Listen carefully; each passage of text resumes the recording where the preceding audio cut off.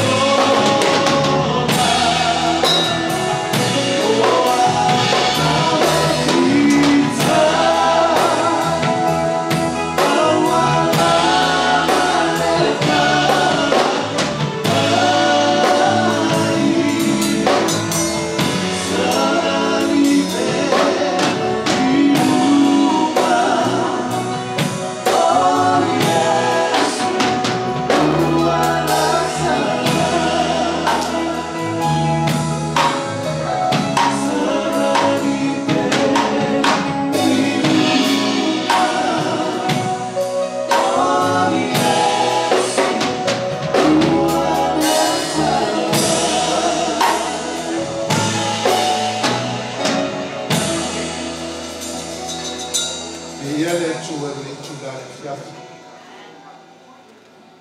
O pa ia o le so, vale o esu whamtalanga. O nuatu whatini o tau sala, tu watu le au. Whai kupo tatu watu, latu tafa yo lea. Alea fifi o te whatalofa tatu mafkanga, man pa ia ua. Manu ta wee li pahota o lea tua ni tula le fiafi. E suafa Yesu Kiriso, tatu o lii mo tatu faola, o te whawhiloai mo whatalofa tuai. E pa ia man mamanu o fia ni fiafi, o tupu mai e o lea tunu o tatu mafuta, alinga te lea, o ainga ngalua. Paolo mangafa uo mai masani le fiafi. E suafa le whapelpele tatu o lii. O Yesu Kiriso, o te whatalofa mo whawheloa i atua ni a fiafi. E whanau pele,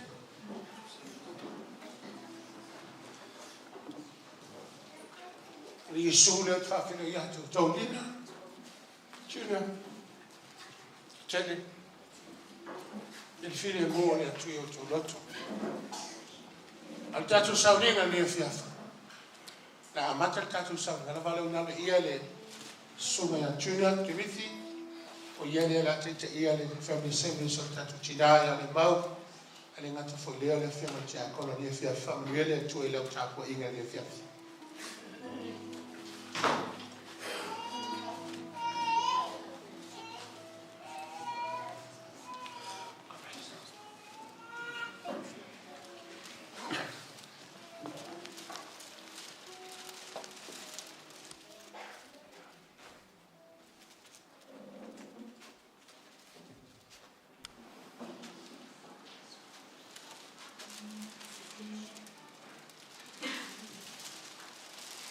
I le suafa mamalu Yesu Kiriso.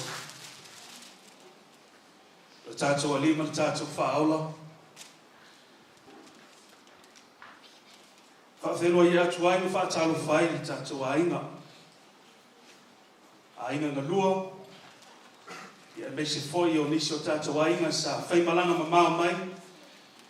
Ia ono le sauninga. Po le sauninga whaale ainga le tinai a Lemau.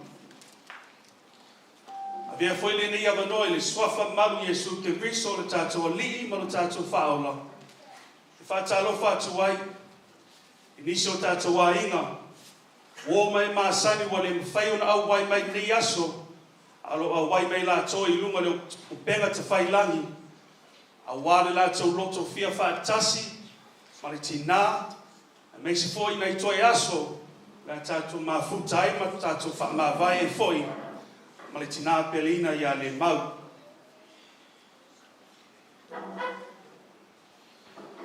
O le ala lea i le whau. O le ala lea i le whau o le maliu. O le whaatinonga o le finangalo tutua tasi o le atua. E leo se tō wha i a inga. Po se finangalo o nuu o e kālesia. Awa whaia lava le fina ngaro pa ia o le atua. Ua whaia lava lona fina ngaro mo te ngata uma lava. O ia na au maia, o ia foi e foi ai.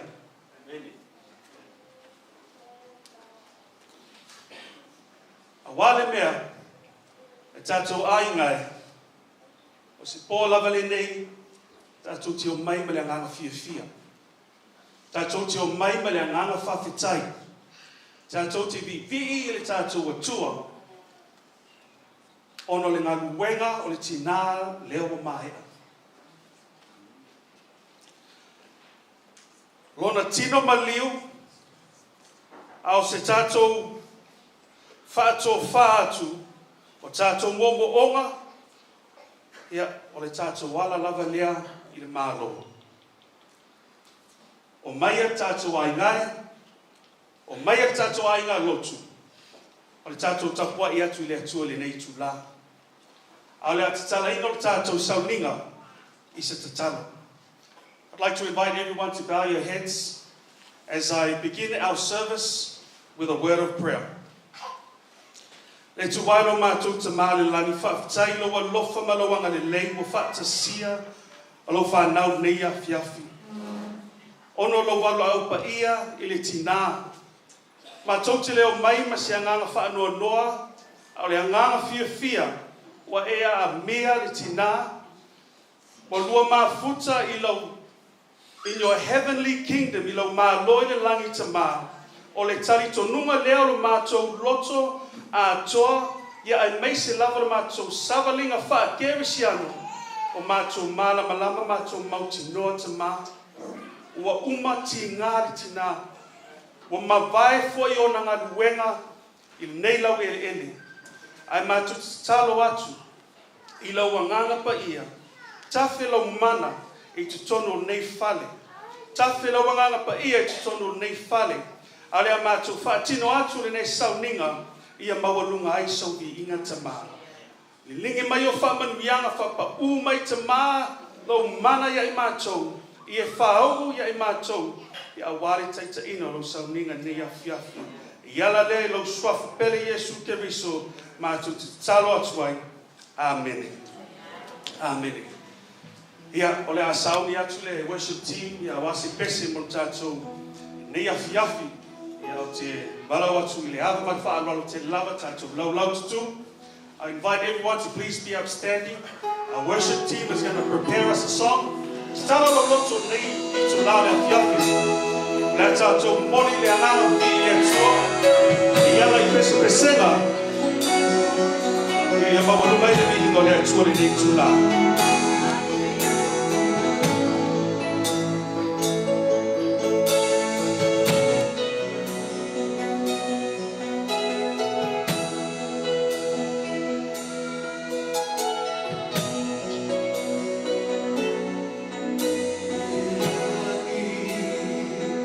Oh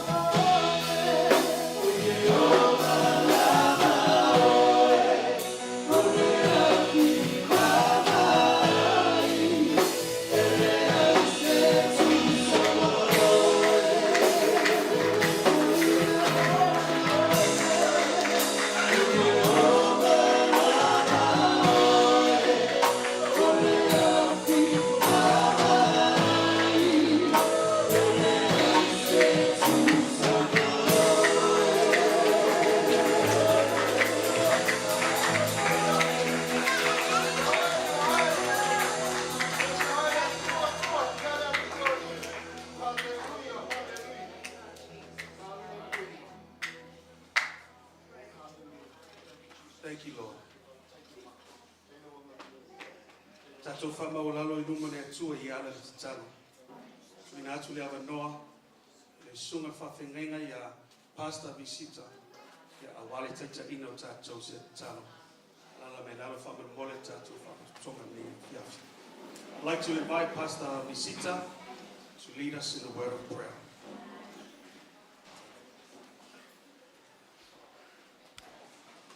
Le atatu I forma tatalo I numa le atua. Yehova o a uero matou tamai o I langi. O lava o le tupu ma le ali'i o li'i. O le pule o le langi ma le lalolangi ma mea uma o iai. O le atua whamaoni. O le atua lofa, o le atua whaivavenga. O le atua sili ese, o le atua malosi, o le atua poto. O le alefa ma le omeka, o le amatanga ma le ngata anga, o le mua ma le muli I o mātou tangata. O Yehova Irai, Yehova Nesi, Yehova Sarona o suafa ia whaalupe ai oe le lalolanga. Wa oe o le tupu e ifo iai tupu uma le nei lalolanga. O mea uma lātou te ifo atu ia te oe. E nei tulafi a filo mātou tamai. O yoluma le vi inga lau whanau, pese sa mātou langina. Mai le taele o mātou loto mo mātou nganga, mo moli ai le mātou whaaputai lau pio. O na wa whaatau muina, e sauninga whaale ainga wa e tila fia lo mātou tamai. Mao le ala lea o le mātou poto mai. Ona o le mala au pa ia lau fio si o mātou tina. E tua whawhine o le wo. I te tono le ainga e maise o wo ma e masani. Whaftaita mā, I loa nganga pa ia, amataina ai nei mātanga. O tofu langona ai o mātou tangata. I le fia ma le oli. Ono le whaamafan whananga o loa nganga pa ia I o mātou loto. Loto māwhatia e maise lava le ainga lo mātou tamai. Ono le mafutanga ua tuua. Ai tuua le whanau. E maise o le ainga. E maise o wō mau le mamai. Mātou whaftai lo mātou tamai. Ana le se noa lau a fio le whatau ina fuafuanga uma I mātou. Le ala leo le mātou o mai le nei tula fiafi. Wa sila fia mea uma lo mātou o tua. Wa sila fia mea uma mātou te whaia le nei fiafi. Ono le mātou wano lofa lo mātou o tua. Isi o mātou tina. Ua tua le mafutanga. Wa e amia lona soifua lo mātou o tua. Whaftai. Le yaso is. Lunga awala o lunga le ea. O lunga le sami safe wa iai le tele. O tangata lo mātou tamai. Ai whaftai lo wang le lei ma lo walofa. Wa toe ta mai no mātou wola mai baile nei tula fiafi. Mātou te sitia la wa fiolo mātou tamai. E le to tau whailo ina le mātou māputanga le nei tula fiafi. A wau whatumuina mātou loto le fia ma le oli lo mātou tamai. E ui lava ono le malanga le maliu ma le oti lau wala au pa ia li tina. Ai whaftai lo mātou tua. O loa nganga lea ua pai mai o mātou loto le nia fiafi. Whaafia ina ai o mātou tangata. Wa ese ai le whaanonoa I o mātou tangata. A wa mai le fia ma le oli. Le ala lea o le mātou o mai le nei tula fiafi tamā. Tamā whaaftai mea uma. Saunia. mai se foi fuafuanga uma ma pokalame uma le nei fa Moimoi lo mātou tamai mātou te lafo ayatu lau pio e te tai so se nea lo mātou tamai ma pilama ne fetalai e sua noa maoe le ai lama se nea mātou te mawhai whaavitai tele lo mātou tamai wai singa fia le nei pokalame mi e fia lafo ayatu pēru wanganga pa ia fio mai lo mātou tamai taimi o la whapena o na tutula iai e a inga e mai se o whanau e moli mawina e lato mawhtanga malatina ia maua le loto tele ia te lato lo mātou tamai ngata po lea lo mātou tua whaktai o na longa lofa lava lea lo mātou tamai o le mawhai ai o mātou tangata lo mātou o tua ona o ia te I mātou le whaanonoa. Ona o le mātou mawhtanga misi o mātou tina. Le tua whawhine ia le mauro mātou tua. E wilawa ina ti ngā mama. Whainga tālo mātou tamai. Ai mātou te loto te tele pēr le pai mai o ngānga. Ia whaafitai tele tamā. Tālo ila o fio le nei tula fiafi. Ia anga le nei mai le mātou mawhtanga. Ia ila whamamianga I lunga ia te I mātou mea uma lava lo mātou tamai. Ia tāwhi mala fōi le whainga malanga al tina lo mātou tua. Taimi fōi luma la mātou whanongo longo I la upu lo mātou tamai. O le upu lea e whamalo si ai o mātou tangata. Tā pena masau ni ai mātou. Wa le ala lava le tasi mātou ki o atu ai le langi. O le maliu ma le oti whamanuia la auna le teime tula I ai lo mātou tamai whamanuia le ainga lo mātou tamai a maise o whanau whamanuia le whalapi tonga uma le nei tula fiafi sili lau whamanuianga le auna lo taitaina le mātou mawhtanga lo mātou tamai mao mātou onga I le nei tula fiafi wai sila fia mea uma lo mātou tamai le lava ngana le tangata awa I sila fia o mātou noto ile nei tu la fiafi talo whamangalo mātou o anu mātou se o anu mātou o leo sino matau o lo toto e sau nai o mātou loto mai se o mātou tangata whamamaina lo mātou tamai a wā o lo fina ngalo le a te mātou talo e lau fio mai la ia ma futa mai le nei tu la fiafi to e tau o manga o le nei wha Moimoi lo mātou tamai ina ia I umea uma fo I le viinga ia te oe. Nei masa uma se ia o le whaababau. Whaababau lava. Amene. Amene.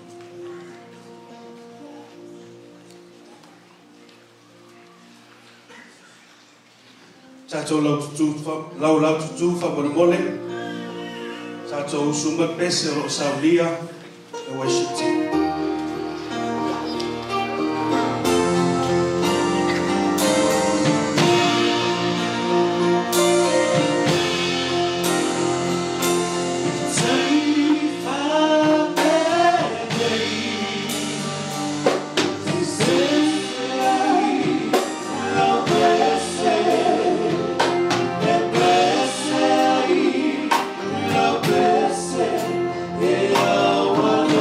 Fire.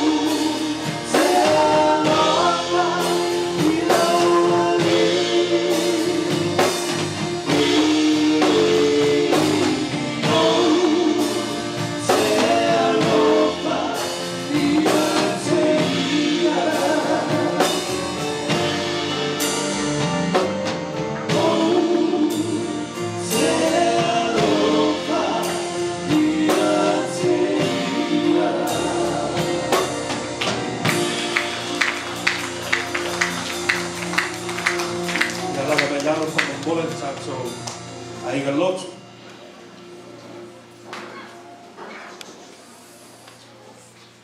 Tātou whaitauina, lea whionga pa ia o lea tua. We're going to go to the reading of the Word of God. Maua mai lea I le tusi o Evangelia Ioane. Una whai upu e ono, tātou whaitau mai le whai upu ono sulu ma le ono, se whangata e nei whai upu. O nei pata upu. John, we're going to be reading from the book of John. I'd like for you to turn to the book of John, verse 6. We're going to read from 66 right through to 70. O lea tātou whangaina, ia o le tuspa ia Samoa, whapea fueli tuspa ia Beretania.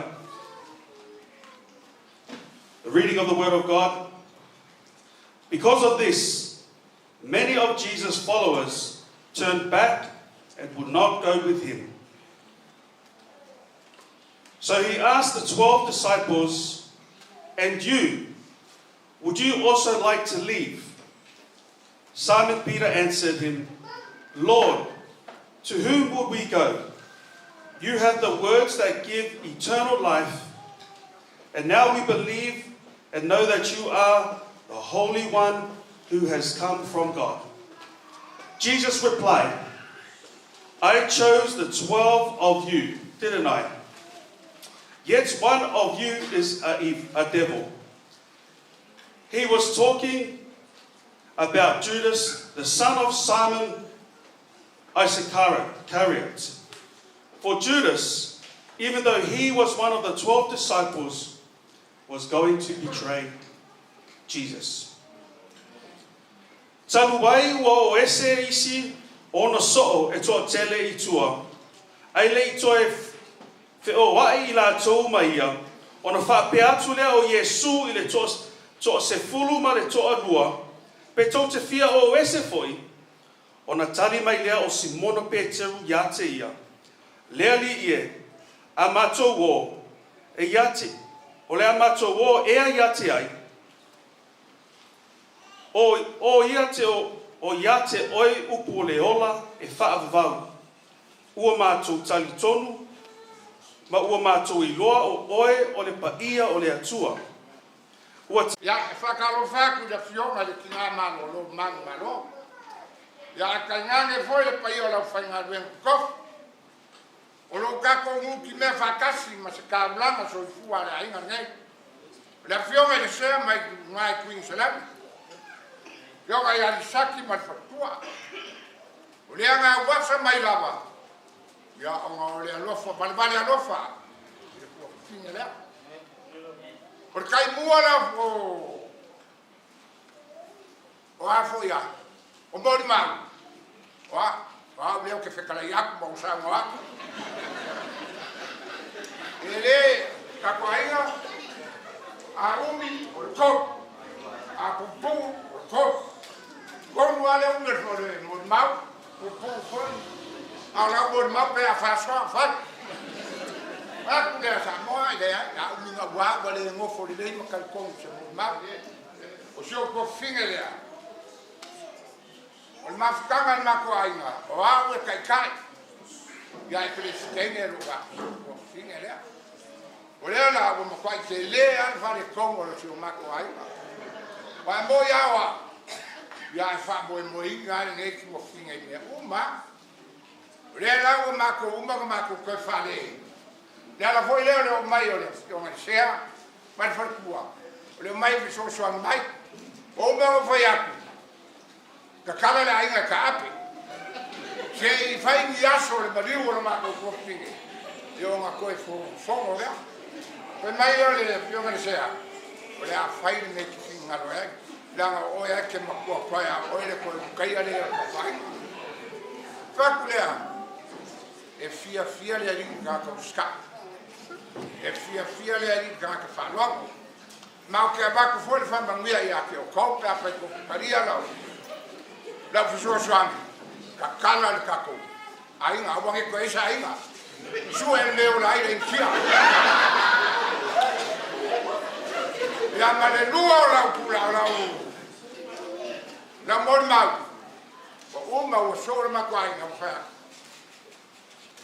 ki ai uma kalisia uma ka ko mai ge le kalisia le la ko lango le kalisia le mau yo ai awo ka ke o bobua ai mo ye fa finge no fkange o ai ko la ku la na ai pe le fa le ya awa ko le mo fo yo awar ko ba ya mau le ba na ron melia ya mo mai yo le kaba yo le aro le sio ko finge kama le ko kasilaba ya bangia la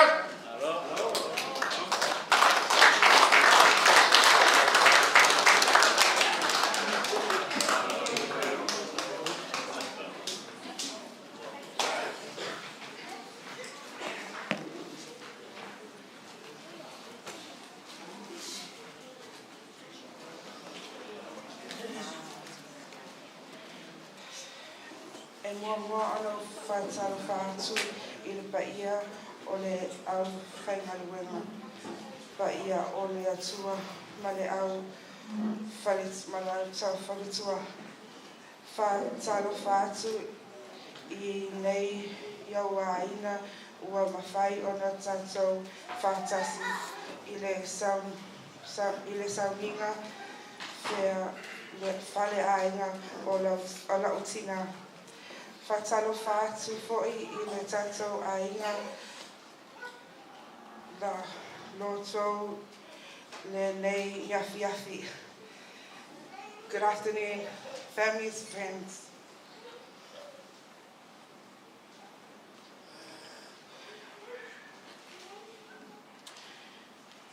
My name is Honorina Lemau. I am the eldest child of Lemau, Epenesa, Talatonu.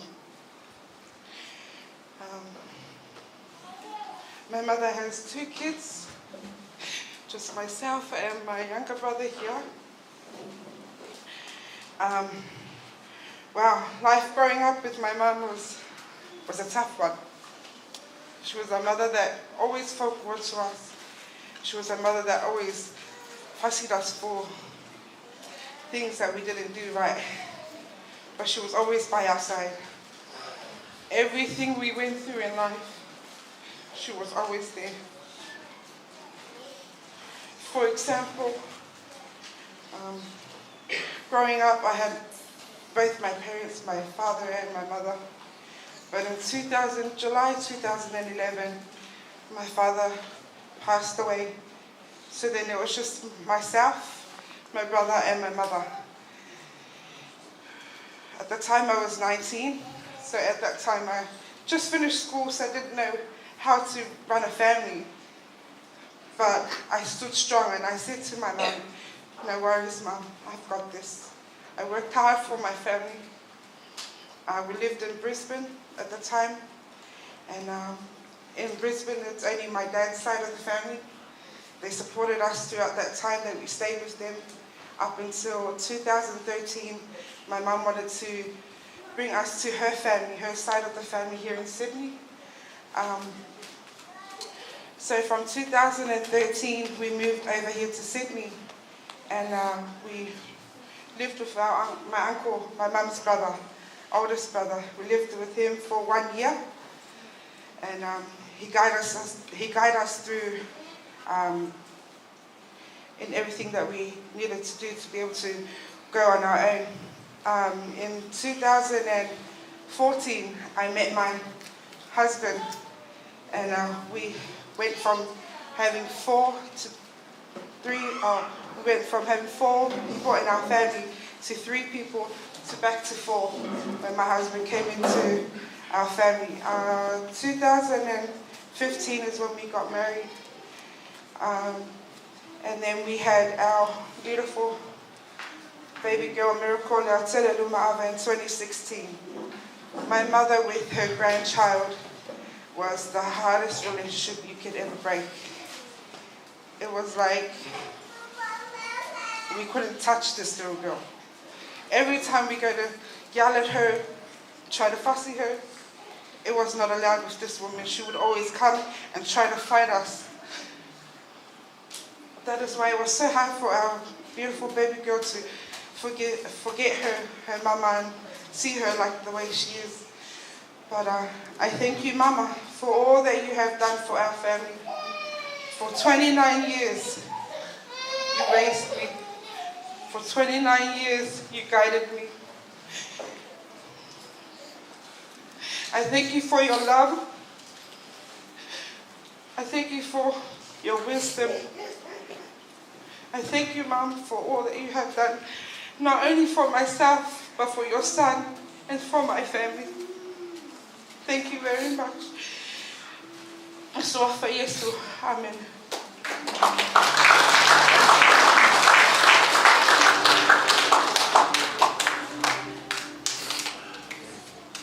Good afternoon. My name is Junior.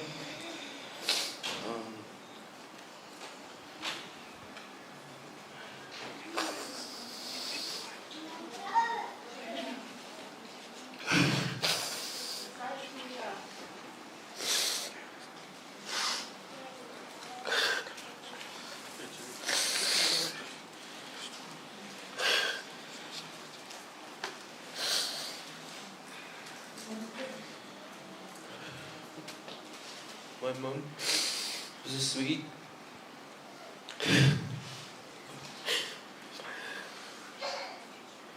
loving, caring mother.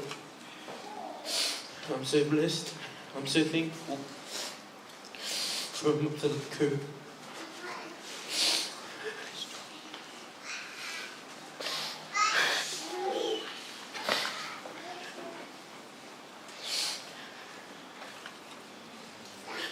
I can never forget the relationship me and my mother had growing up, even though I didn't spend much years with my dad, but I had my mom.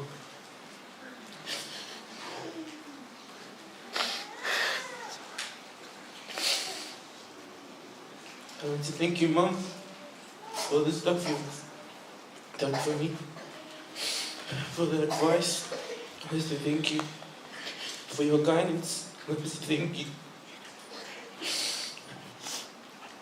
Mom, you've always been in my heart. I can never forget you. I love you. Thank you.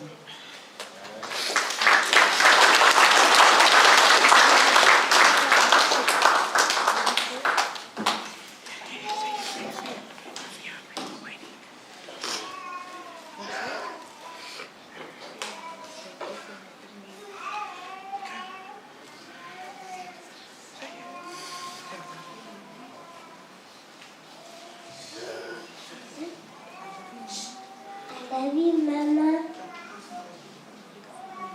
Thank you for everything that you did for me.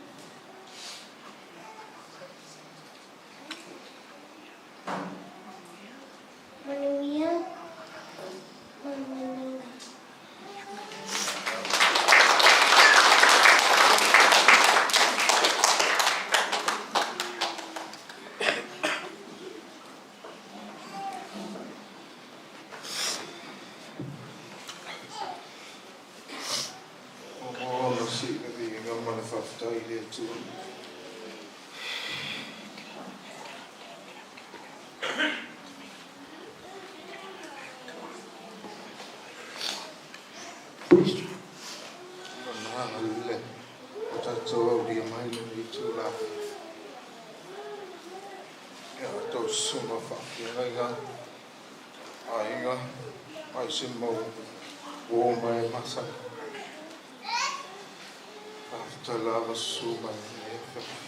Moimoi foi.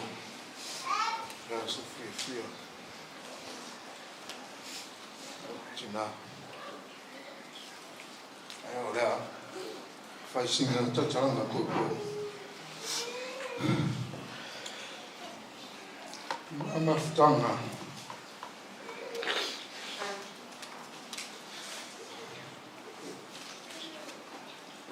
Tina ia Lemau. Oli, tulu oli no. Sama Lemau. Well, no tolo. William Lemau.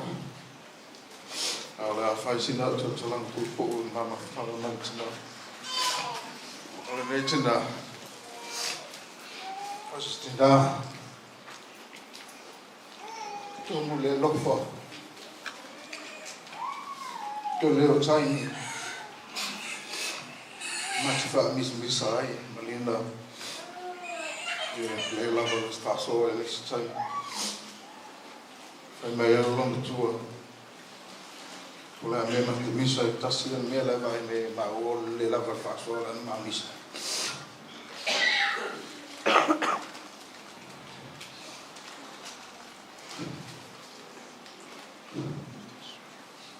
So ya lo mutua ya ma wa mai. Mai an fa tua ma le. John on mai.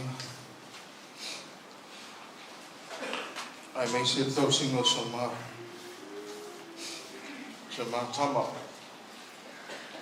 I pay on to see the field tell you one. So you know for you to lower. After fast year too late for also my little tour. Just so to the kenny. And for me, this mafia I will have top. On the man, believe me, look my top. We see all it's not. It's just a month time. For my hand on my foot, low tummer. Yeah, for you, so see. I am we away. Boy, my lolo to Malitina and they are running faint town. Boy, you were my total telly. Away Malangatu. In my lolo so near Talatonu. I love you, Mom. Mangiela Malanga. Jofa.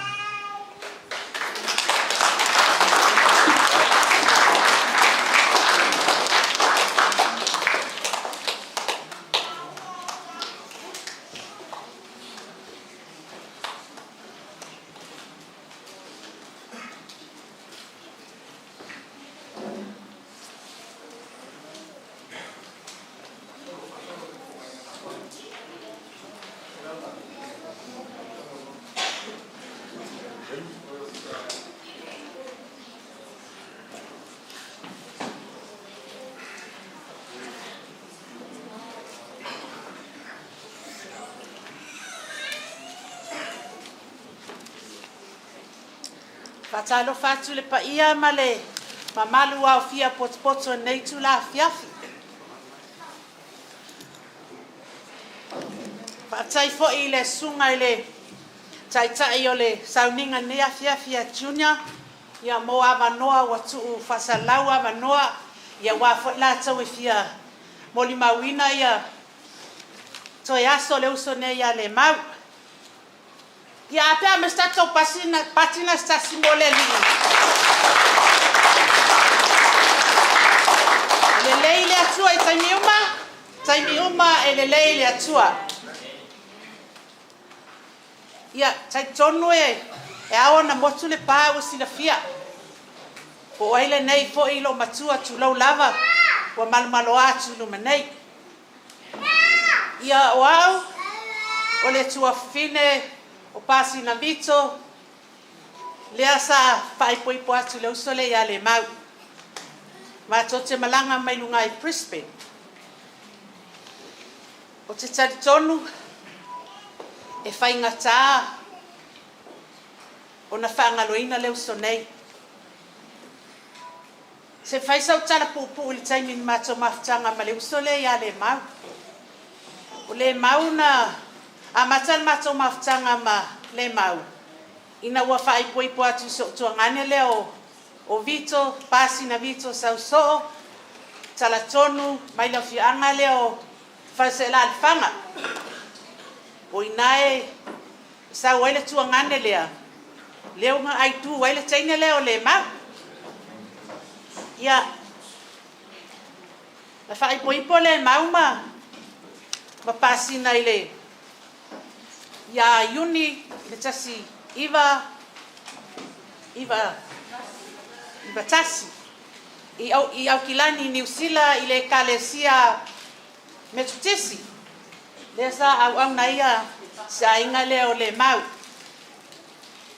ia na alua i le maftanga pasina Lemau tu san tue fai po fa lua foi le o Lemau o mana fai po le kalesia metutisi tue fai po le kalesia katoliko awa le katoliko e ia le tuangane le ia pasina wala ainga nei lo katoliko ia fai longa le kolusia ale usone ia Lemau awai o umana i le kalesia na ola masoifua mai ai papitema i le kalesia metutisi ia se e mai lo le kalesia katoliko ia fai longa ilanga koluse ale taimi nei fa longo atu wa sui foi le kalesia le usole le wele o weti o AOG ia so se kalesia por stapo inga tasi lava tatu atua o le mea e loa tangata mau elanga so tanga va lata male atua le ala wa la au le atua ya lewa wa patia isi usole ave to ave se sta pati moleli wa fia tele mo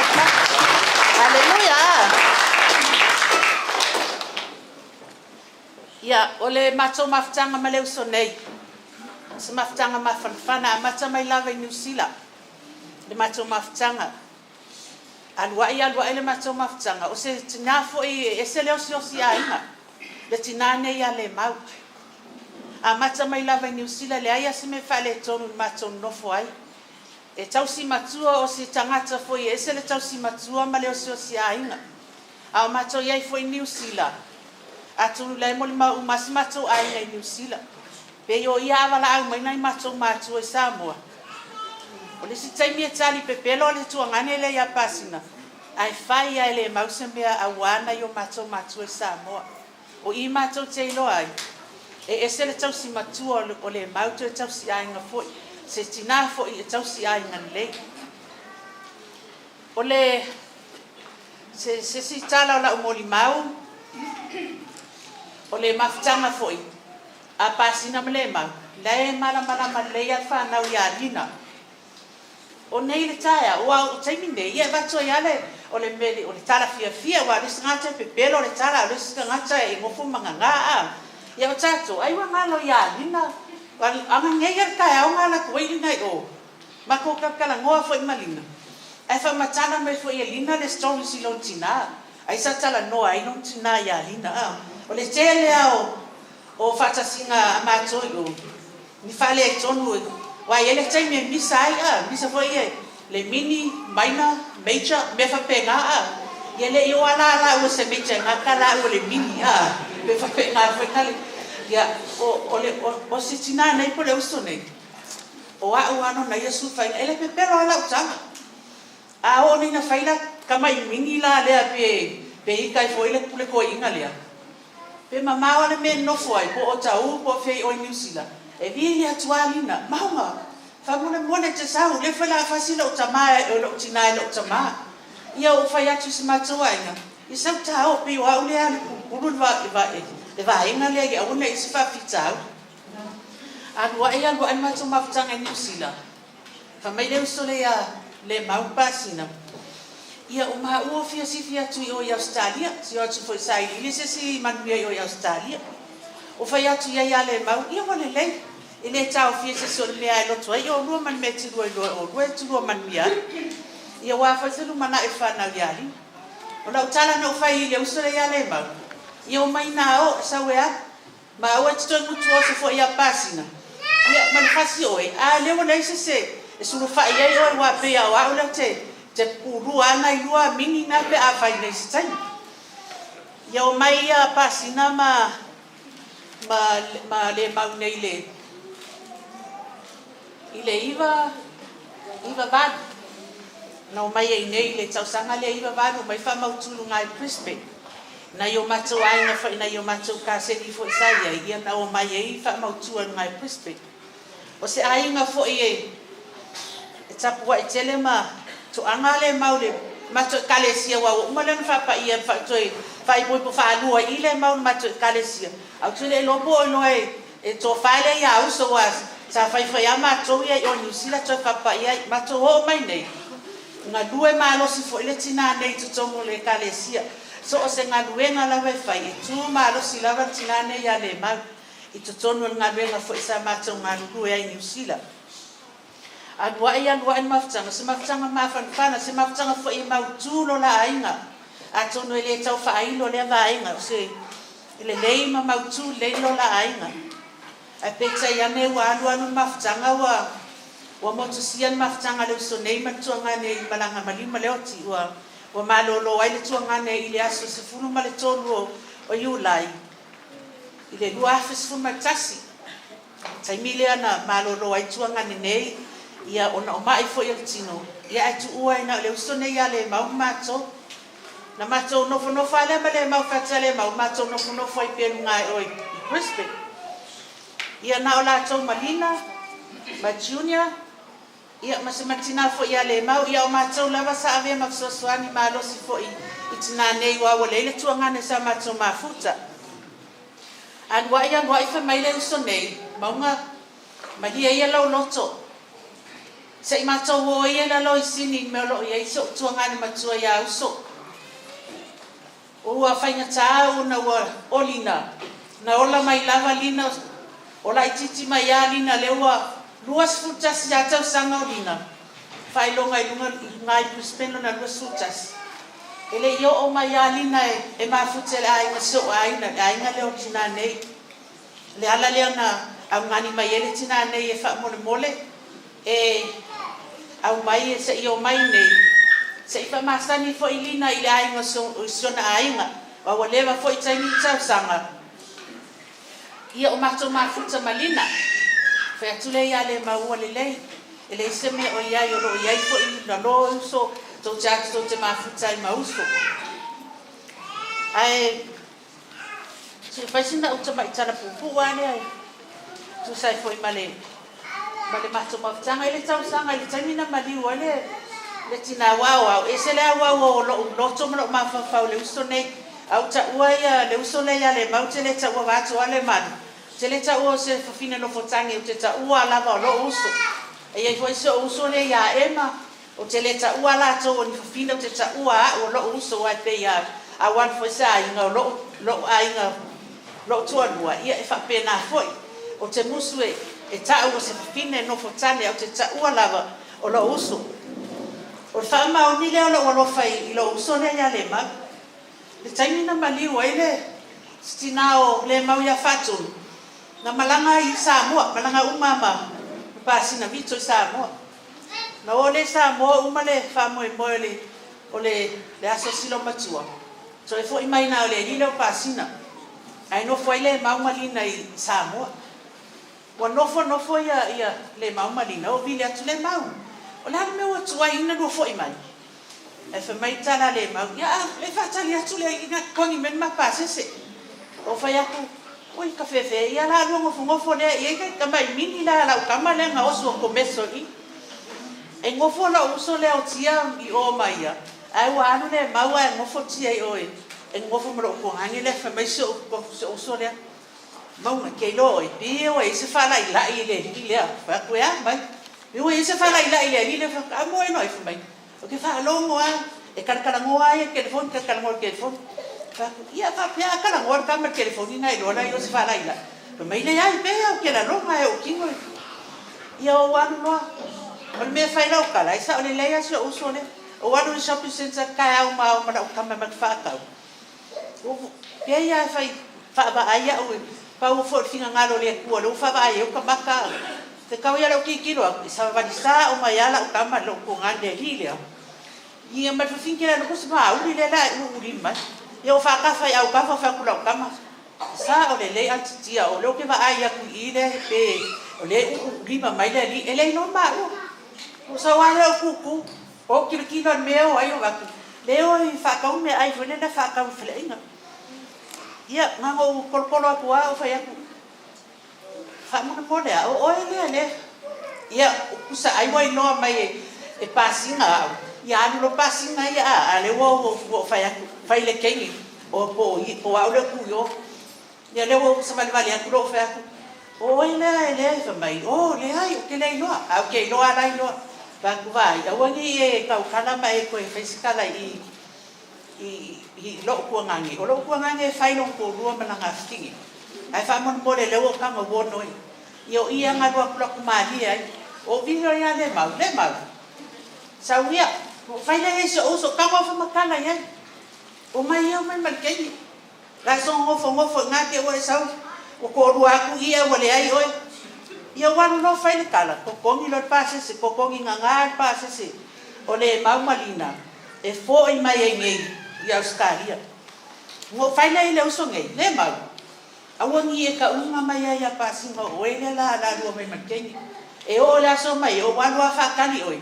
Se e sawa peke mau mai fala ila ia le ya mai le mau i wan ke le pisa ke usu marka ha ma ke o mala ko inga e fa kan le mau marina o fa ya ku i lo ko ngani ia ma ke mai ngani ka fa fa mai basina o ma ngo lo ana e kinga ki e ki ai le o mga ka mai le mau o le ka mu mai nge o fa ya ku ma kwa o ki al pisini se ka ko mo ngau ia sau le mau se kilo ai pe lau kana le fa ai pe kaian o mua ka mai ia pasina o le ala o mai a o sau fai ia o fa ia o le sama o ki pisingi se ka o ali le ma yo ngai kala mini langa ai ele ni mea e fo inga le pe i kai se lo processi o ngai mea ia ka ko fa ko e fo ngai ia ole a como sau fo iti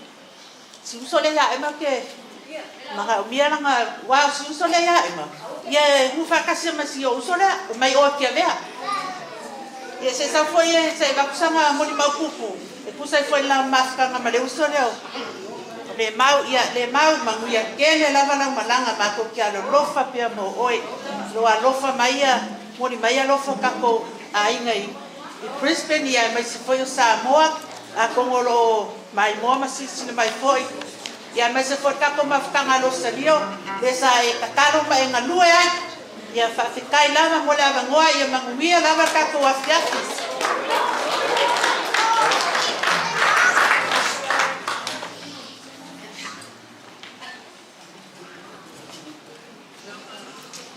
ia ele kau fa ngal mai ai no em video la ise ki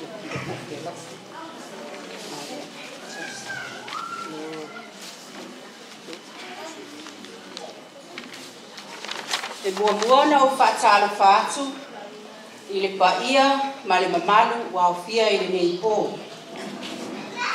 Whaatala whaatu ia au tau susunga i whawhiangainga mo tau whalitua. Ai maise sa moa o potu. Ma lo le soifua maua ma le langi e mama.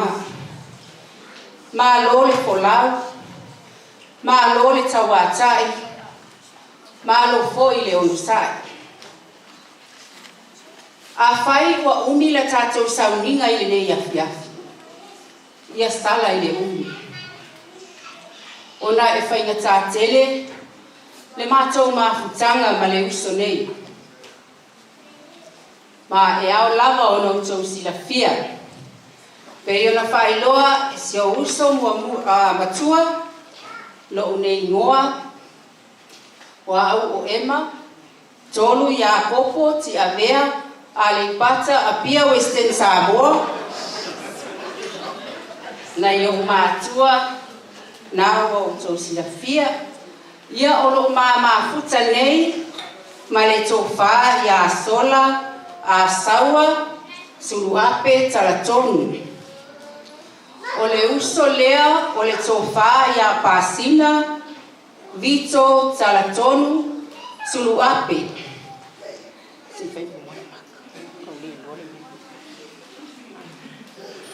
O ia foi lea sa mafuta ma le tausi ya Lemau tia kirifi.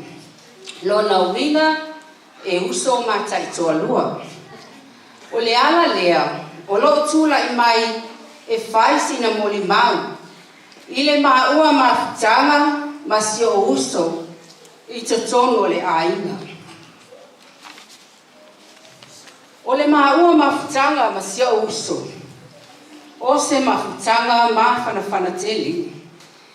Male umi mai lava isa moa. Se ia o mai New Zealand. Faio ma o tai tolua o mai nei Australia. Mama ua vala ai loa. Ina ua sifi mai I nei sini malefana. O te matua I se uso. Ai matua o ia ia te au. Lo ma ua lava tu langa I te tono le ainga.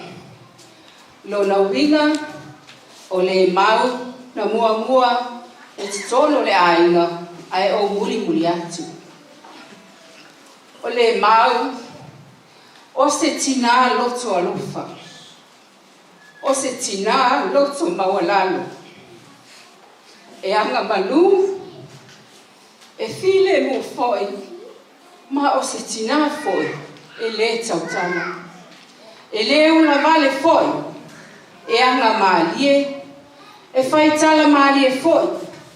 E tate ata lava pe ao I na siva. Awa, e tinga o na te lele tino. Ai a lue mai nei le mau, I le hula, ma le salumila. Oka, e matautia le vavai o le tino o le tangata.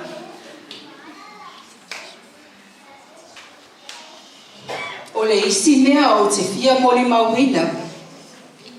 Isi o uso. O le lo salio.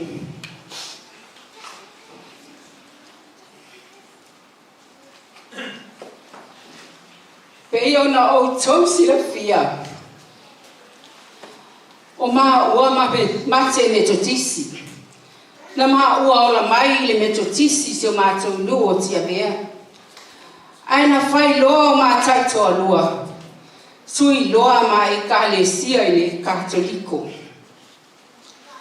Ma o te tau tino atu.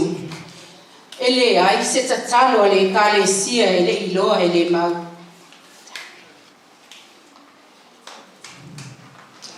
O le tatalo. Ua tau loto uma I le mau. Tatalo e o I le lauwina o le losalio. Ua matua I number 1 la kenge o ke whaia. O whaiatu. Sunga. Whewhea oe. Peianga e ola mai le lotu pope. Kai e poko kele lau le losalio. Ai ata se uso. E tali lava le ata. O nisi taimi. E mana tua pea I le loto. E le mawhai foi o na ngalo. Pe a ho I taimi mātou te a aia I se tulou. A wā o lana tala lava lea. O mai e ai. Aua le fefe. A wā a o ai le taimi alu ai. Ia alu ala ia lai fia. Alu lai maha ona se tulou lava.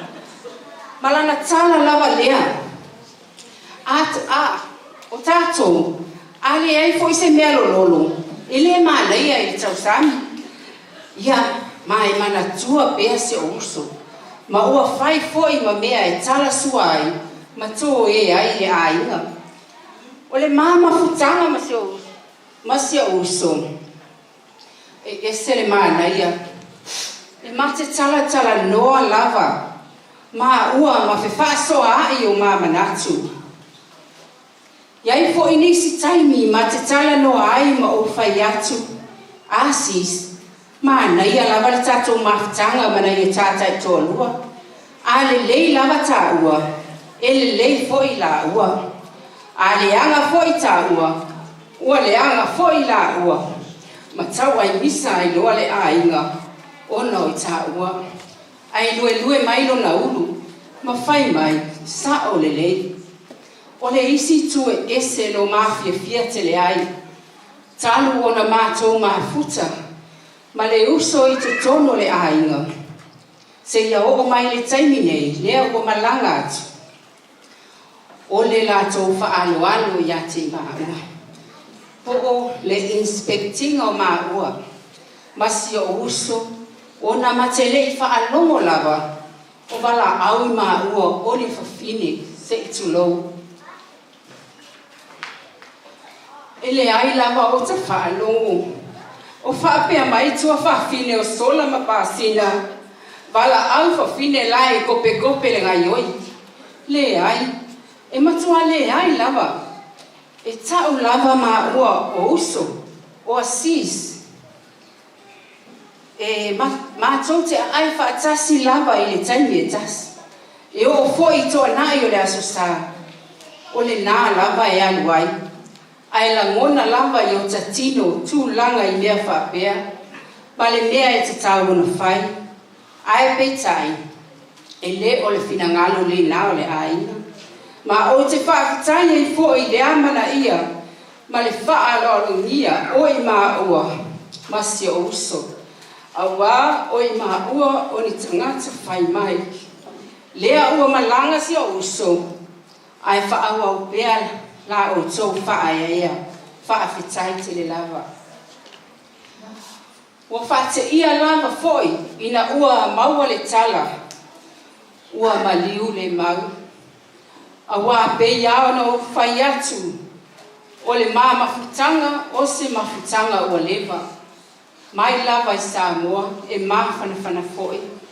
Ai ui lava i lea. E le aise e whailoto. E pule le atua i lana tangata na whai. O upu foi ale tusi o lo whapea mai. O lo woti. O lo manuia lea.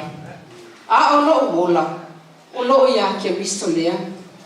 Mau si o uso. Sau ia i na ai. Ia manuia lau malanga. Ia maua sau nofu anga mau le langi. Lea o le a o whaawa wina pea le la wina o le talo salio. Alofa tele mo o e si o uso. Tō whasis. O le a wala a watu si o mātou a inga mai Brisbane. E o mai e usu atu le mātou peste lea. Mātou te wha maa vai atua i si o mātou usto ia le maa.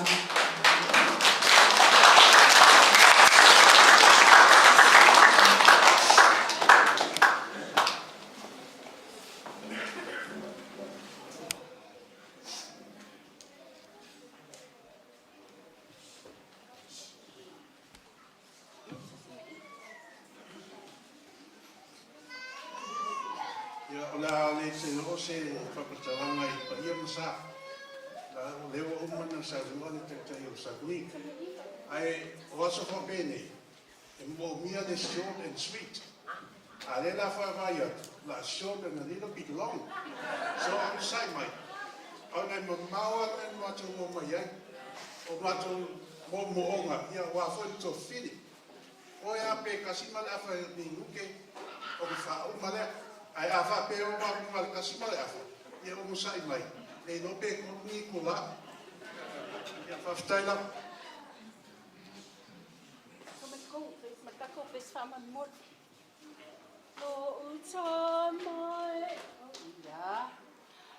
Lo uta mai o te tuina atu. Lo une ianga ngaya te oe. Ua umane o langa luenga. Sa e polo ai mai o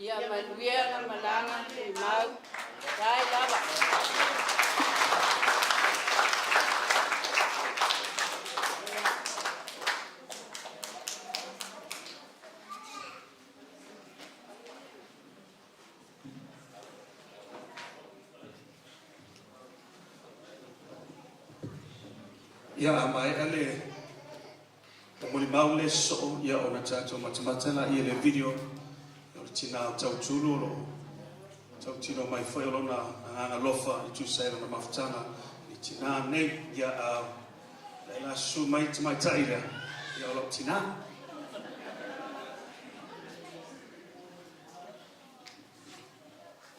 ia ni swafa mana lo tatu o Yesu Keriso io te whawhiwa I o whatare whatuai I whaia I tsaminga I suai pa io I rau whainga ruenga fo I ne whatkai lana ia me se fo I suai o whainga li sea mai Kriste mai whanatua suai le suai tina mano lo ia lo mataya ni poda ia me se fo le pa ia la silasi whai on tato mafuta to saminga o leo so ia Lemau ia polifana ia Lemau ia ni ia whafta ia le lofa marianga le tera ia tua ia whai on tato mafuta le yaso ia o aso whape nei ia e whai ia le Moimoi I le ua maniu ia whata sei fo I Moimoi a le o lo whai ia Moimoi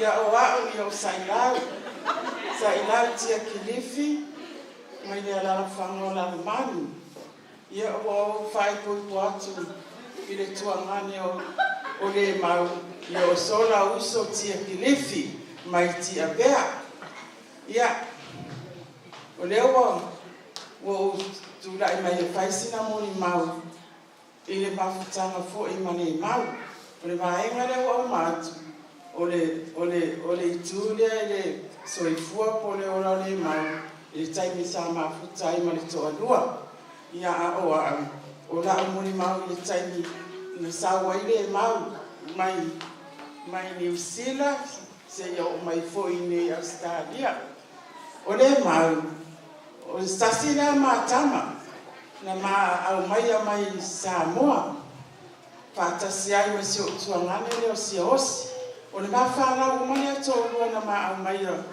mai Samoa a o mato I New Zealand ia sa mato mafuta mato no nofu fantasi o malawa le mama o tuangane lea fai lea fai to o tuangane ia arunga ia e mato mafuta I pia ma Lemau ia o Lemau ia o se tamaitai sino o tau sa fia o si tai fo ia maua ino na olanga fetu luas fo tas tau sa o Lemau taimi na au mai ai sa fisosoani ma losi Lemau ia maua o le ala wani me fai atu ai tamare ainga ia mau fo I le uso ia Lemau ia e fai lawe Lemau o stangata ko loto mau lalo o le ala te tele ati ai o le tamare ainga ni le tangata I le whape tari se upu ai fo I se me e le fia ai Lemau le ota tamare ainga na olo I mata ta te vai te e le ai ma se tara fai mai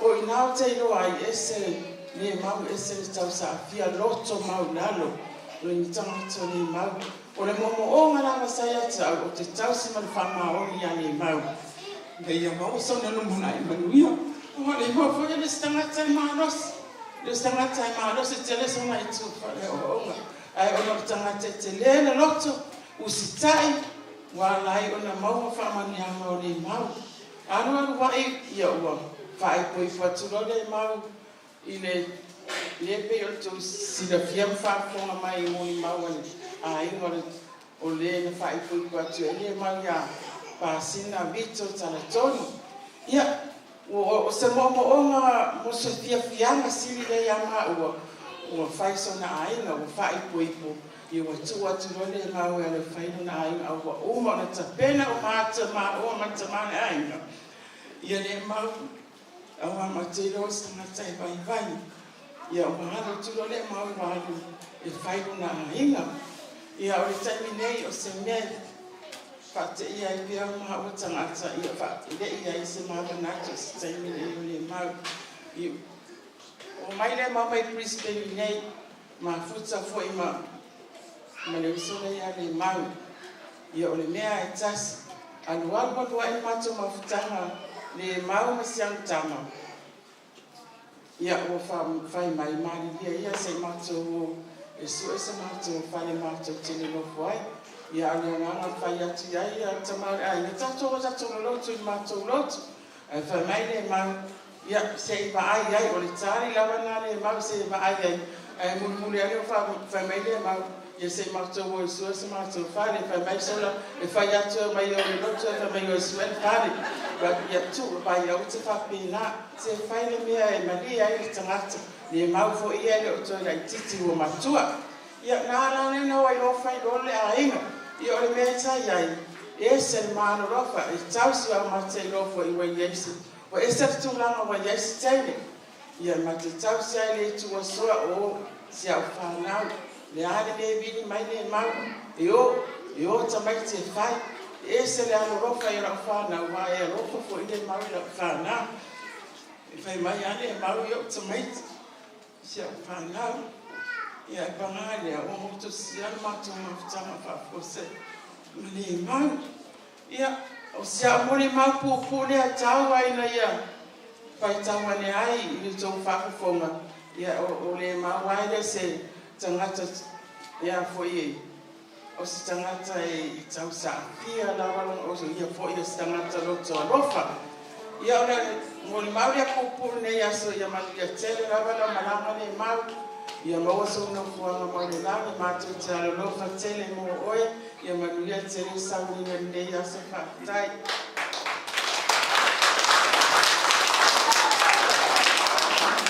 Ia ole pōna pōsa moli mai aile. Ia ole moli mau ole uso ole tamaitai lea. Ia po se anti fo ia au. Ia o ia o ngafa i le vaenga o macho ainga i Samoa i tia vea. Ia o tauturu lo mai noa.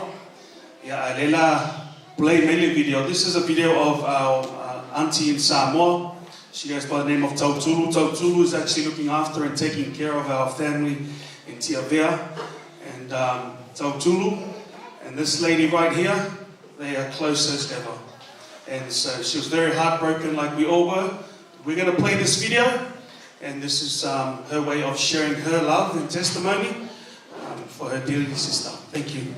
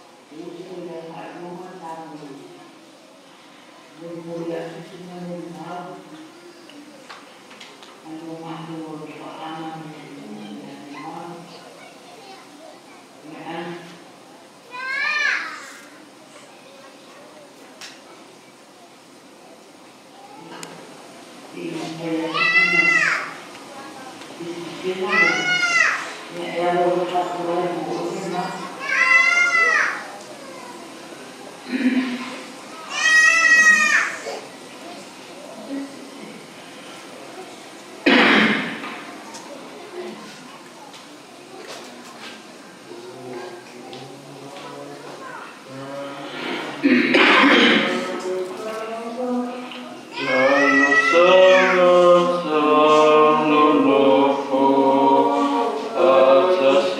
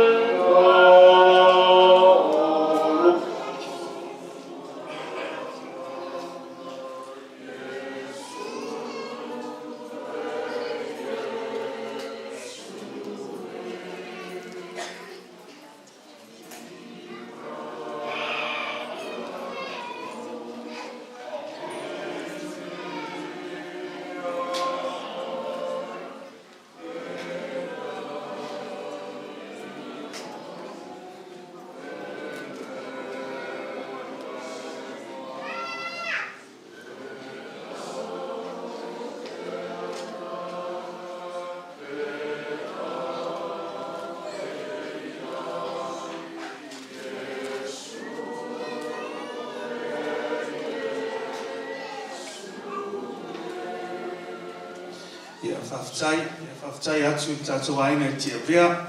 Ia whamali atu fwe tātou ainga lotu ele o kilia le quality. Ia ainga angingia whai I kia vea na po. Fo le lei le kilia le. Ia ai whaftai lava ele. Ia le antibele ia tauturu ia whapea fwe tātou ainga I Samoa lo mai mo mai. I le benga te whailangi nei taimi. I le tātou sauninga. Ia mboli atu alo whaanga. Ia I le nai tō tātou ainga. Ia a nene anganoa ia o lea whawau pia tātou Moimoi o tātou ainga ia whaifoi nisi o loo whia Moimoi nei a whia whia o loo nod nei. Would like to give the opportunity if anybody would like to share something in regards to your relationship with Lemau. This is your opportunity to make your way forward so you can share on your relationship with our lovely dearly missed mother Lemau.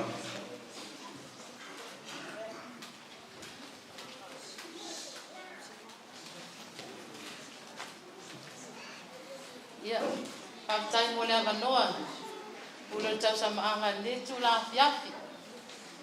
Ia, whaataru whaatoi sungai whawhia ngainga, mo la tu whalitua.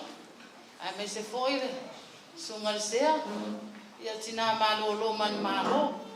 Ia, mai se pa ia mane, malo le kālesia, iu so foi, ma uo mai masani.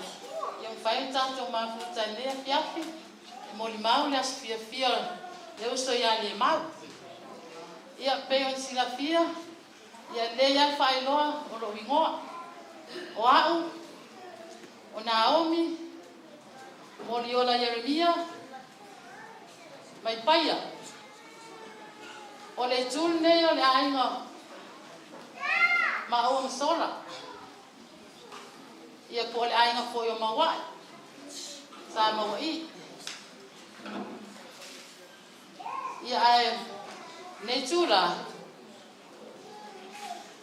e fai sautala ku le so ia Lemau o Lemau na mama kusa ma Lemau sa moi paia sa o vai ia Lemau o la titi pe o tamatia o te matua ia Lemau o le lawa ma diu Lemau al taimi nei tia o ona skul ma tsasi o tau sanga taimi nei ona skul lua o tau sanga taimi nei. Ia aleo te atua walu le so ia Lemau. Mato mafuta mai ma Lemau. Mauso ia porto fafo ia sola. Malakto matua. Ma le alile taniel. I paia sa vai. Tu sorta ma sola o paia. O sola o lonta ma o le tua ngane na o tina. Ia sola ia tama sola. o sola malon tama o tina o latina o se ei tanielu na mato mafuta mai a malbanga i sava a mato laiti tu poia na mato no pai sava peita na i taimi mato bala na mai na vanga dia o mai mo la tomatua mai ai mato no from tanielu na tau si mai ya o matua tanielu le titi a wa ai o ia tanielu sava o saulo no foi ila o me o fio papa o wa o te no fota ma le fama sa fa to le fama o lo nai mo pono apa ese lama altas io de na le me te ma futa tani ne ya o fa piada nai tani no la sava o ai o te lo tani elu le ai te fa mai vai no a le ai fa mai o te lo ai te lo fa ti sorry o le lo ai matua wa ma kan tu la lo ya ai na sola ta te lo na sola para no so fine matua no as ya Paula na ta te lo e tani ya o mala te mine o le o ta o to ma futa le ya le mau ne sta dia ma to fo ni sila ya ma to pero ne o ma futa ya le mau o se ia vai o te le ron tino la po ya ele si o ya yo pula sana te lona tino ele fai tio le siles pa me le o esta malo le fama le pula le sila violes ya pero stala na le o ma pa o te tio mai o na le ai na ti avea le mai o na le ai na ti avea ai le si ai ho o ma to sa va i fai ya ai pe an to si afia e o na me tanga pu le la mo sa tanga pu e fa si tala luma se ta wai foi la no o ta ma la va yo sola ale ma sa va ya pe o la mo ma na pu a la usura pese fa o mai la mo ma yo te lo nga si o fi ma la pese Yesu eta tailova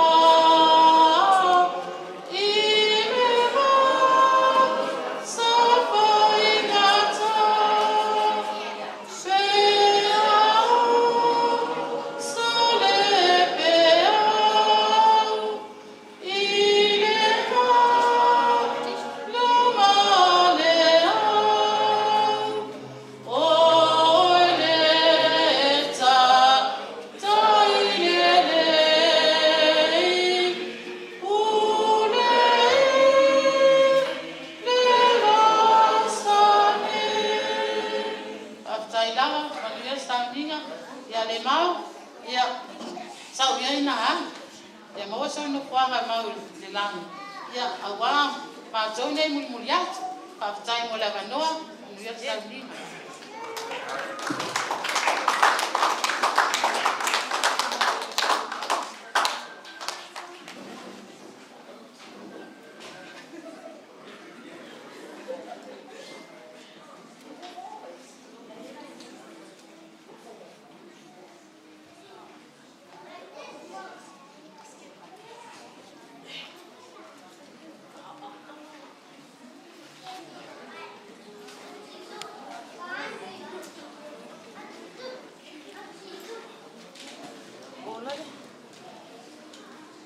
ia whaafitai la mo le manoa. Talo whaatu di pa ia mele mamalu tato afia whale a inga mo le oso. Ia e mai se le sisu ma le sea ma whalitua le tina manu ngalo. Ia e mai se le sisu ma whawhia ngainga whawhia o lato whalitua. Ile nei foi tua le kanesia. Ia ai e mua lava ona whailoa aturo nei tangata. Ia o roto sirafia.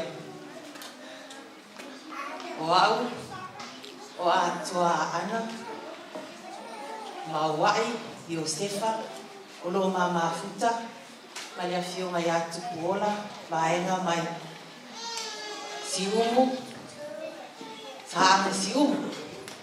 Ia, Le si tu o te fia whai loa atu. Pe una sau noare, le uso wa umatu ne. Sa mato whata ki tāri la. Pe iso mato wa wanoa. Awa e pena o ti avea lava le le o mai. Ia ai lava.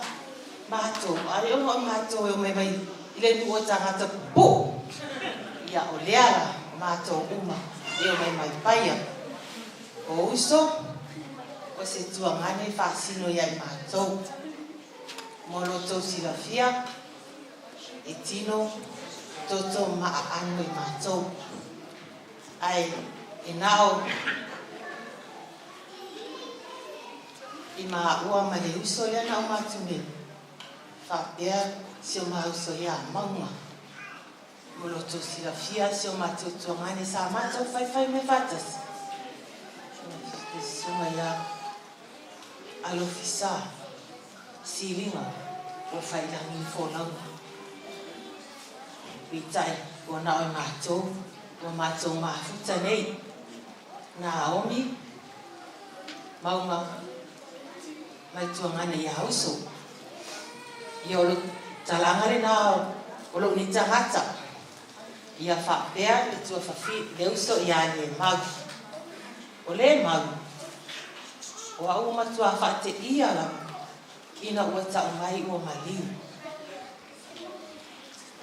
Ai sa o fesili atu, inisio, o le, pe fia ona tau sanga. Ai tau mai whamai e 5 sifutonu. O whapea oka, na tuara i titi tele. 5 sifunu o tau sanga i tau sanga nei. A o lea ua alu le mau. A le mātou mawhutanga pēna sau noa le uso o mātou. Sa mātou whiola ifo, o mātou la iti. I paia.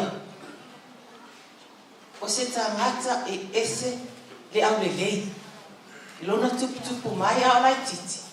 Ese le au le lei. E so o malava lea i lona tama. O lona tama. E ese le au le lei. Ioe. E moni ma wha maoni lau wha matalanga. O le so o malama lea o lona tama. O lona tama. O le mātou tama o malama le na. Lea foi la. Mātou te so o mai ai. No mātou au le lei. E pe o lona tama. Ai o te lei loa. Pe ai se a. E wha pe a yuso. Ioi. E masa ia. A ole tene whapea o masi o na tama. Sa tupu ai o ia o se tangata i ese le au lele. E moni whamaoni na utani. Mātou mawhutanga i sawai i paia. E tupu ai e ese le au lele. Ia a lea o. Lea la mai au lele i ale taimi nei. Toa mātou toi mawhuta nei ai na wafo i mai i Brisbane o mai masiana whanau i nei. Ese le au lele o le mau. Ia ai le ai se whai loto. Le mau, ia manuia te le lava lau malanga. Ia alofangia le atua se au whanau. O e te pole lea lava e te malo le whata se o tuangane. E ma aia se au whanau. Ia mai mātou fo, le hane me mātou te mau. Ia le mātou mafuta lava i nei. Ai ia manuia te le lau malanga le mau. Alofangia le atua i eiso mo whanga mau le langi. Manuia la malanga whaafitai tere lava, i le atari mo le avanoa, whaafitai lava. Ia Yesu, amen.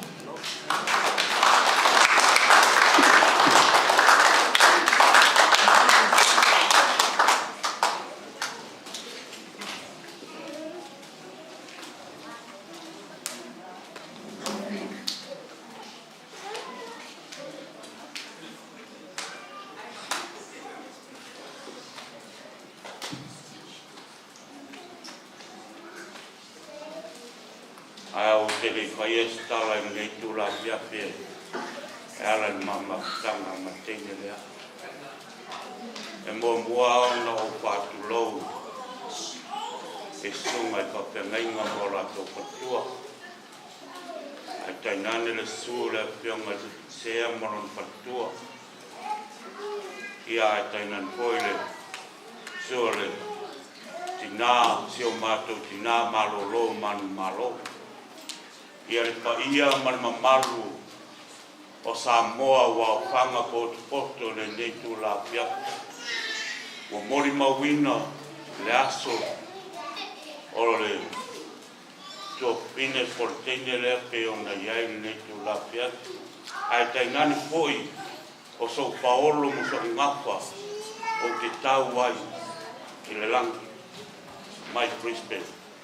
O na iau painga o wosi tine nei wa tautoa whaptai le apio mai whaptai le tala au mai ia o mauru ngai ma le lei le aso o le mau.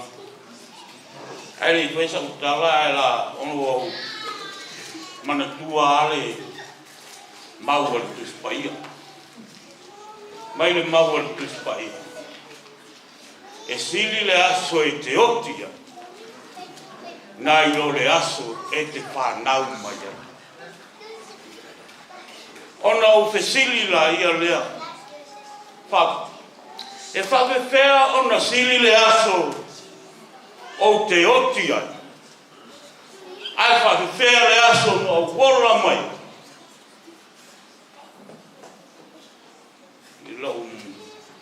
I loa maro mauti. O le aso e te ola mai ai, mai whanau mai ai, o le taimi lea. E a matai o na rutia ro o ranga i whintanga whintanga. A le aso ua wala au ailo matai a te oe wai otia. O le aso le te rua whiloa i ai, masapai lo nganga e lo tua. Te rua mapu. A o le isi foi laitu. O le aso lea. Mau popo atu. O aso lea o le alim a inga o le a mea e mare pelete ma whale tono se a inga. O i e laure lei ai. A wafoi o whai mai, o ngasoro mai, ma toi whale lei, ma toi whale lei se mea o whale tono. Pea foi le mea e mamao e te alara mai papa au ai. E te tili alor mai lawa. O nore fia au ai, no fia mon ma. Ale. Ma mon, o ma maftanga ma tine lea. O au. Mole si no fia e le malu ne tula fia fi. Tani elu. Tia kilifi. Ia o lewa. Mai a tu ia. Na yo to fa fine ia majanga pu ya o e monia la o tala pe ona ia le tula piafio matou sa matou mafutai se matou ainga se matou mai na o maliu to mai tasi matou fa tinga pe ona ia matou la uso ma se matou tina aolo arua o ela titi iso va ie e va aile se o matu tamai sa au no foi o nasa sa o wola mo tupu mai ai ai se fai pese mi langa la sera kala la fai mama sa kala male mama tanga mo ko fingi wow e un malor kengera wa au kaua ia ma o mar kengera e ma sanga ma pe au ko fika ai ongo varu, ongo iwa. O a ore wi, a ore mau, o i ore wi o kengi. O a ore wi a makou whangaku. Limas koru ngaia, limas kurua, kausangani. O mama kanga man kofine, rare, mai ma rama ma feola se ma ko wainga i te vea o se fo se ma ko kama ia o kere o lo wor ma ko mo ko fa ya si ya ama ka wai misa ngem ma ka ka ngia malai e pu e mai ma wa e si ka mai ko ma kai ia nga mo fo se ma ko kinga ia u ka unga ma awanga e unga e mau ni mo lo ma ko i si awanga e mau ni mo lo ma ko ia ma pe e ma ya fa pengal ma kuat ba mai ba ongai ile primary school makongu ya wai keme o pa lima o kausanga o le ongo kausanga o ngai ya maksa wali mai ya makongu fusio mako pikongu nga di fusio makongu ngai ka o kia pia kai ai me mai nga o ngu yu kan mene o yengi e kusai o mako wale mu murmuri a wali paka yaso ia a mako o le mo wali paka feminge ye makeo mai ala mo se ko pinge makeo mai ile se mala ama mai le mo ko wala onga ya mau e makeo akula mai ma hel kula ris ya pe alora e ni maris ka mer mais so ku il mais ya wa mo se fa ku ko ya ka paru ko ya le al ka ka ma sa wa mali da wo i vai kai mi ora i ki mo ya o fa solo ngo mama ku o me iloa u e savai ai ngo foi ngai ai i se mako ki ngai ke ve okay foi mai savai wo ko foi mai se o kinga ore ai ga ka au sida a fa me ore wa mai e sola ma kausia sei la ole yo por aí wa fulum ko sawa ni sila le malanga ile al mako ole kusingai ngo al mako kalesi nga mako pelo e malaka le mak a mama fu kai fai un por oi le ni fai poi ponga ala ye sianga sianga wole pasina ai o big por no yo koyal au ko sa ilo la ia le o wa le Australia le ko ia makini ko filo ia ai fa pa ma ko filo ia mare ma le lu afi ingo Australia ngara ki pasika Australia ya o akulo ia Australia le mauma masio ko rua masia la kama ya vili akulo ya sa lo mai pe a sa ngi ka ko we vai ya la ngai fa si ke le ko ke o fam ta la ko lo history ko mar mai ko la ya kai me ka ai ni Australia ai la fa e ngi Australia o walu lo la ya le no Brisbane ma ko ngofu se ma ko ma ka ma nga ya ko ma pasinga ma le mau pe nga ya el mela o fa ko la kala o ma kuwa nga ya ma wa se kanga ka fo ye el le kanga ka lo ko ma la kanga ka e fa alo ke le ma va e pe ya a u ya le ma wa o ke ma kuwa kai mi mai sili mai ya ole mea lai le o ngalo ya le mau mo ole la ia da ku le oke ofu wat ai mai ya pasinga ya apa tahu le a kalau nga makala la pea kai pasinga ai kosore ma ya sua koya kala inga ya sola sio ngoso so swang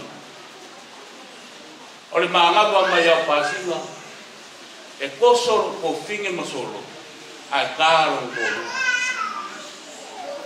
sale ai ya se mengaku le mau olong pongang deka arang kala ora umbe alufa le ya oel pongang ole ma pe a fo ile a moro ko lua ya o a wa wa ya ma pe al ma ko wa inga ya ko ai ko o a u le pasinga ere ia se ma pe a ya o ko pe a sola dai pe yo mau ai ma tanga I ma pasinga ya ora uso mo kuo ora wali o pa o sola no ya matare ya kongo le sunga e ya wa ya por te ale alo ko pingi mo ko ore la me alo fa sei longa la ke fa ka ngalo ko ila la ua ya aole ola mo manga ni ke ngomi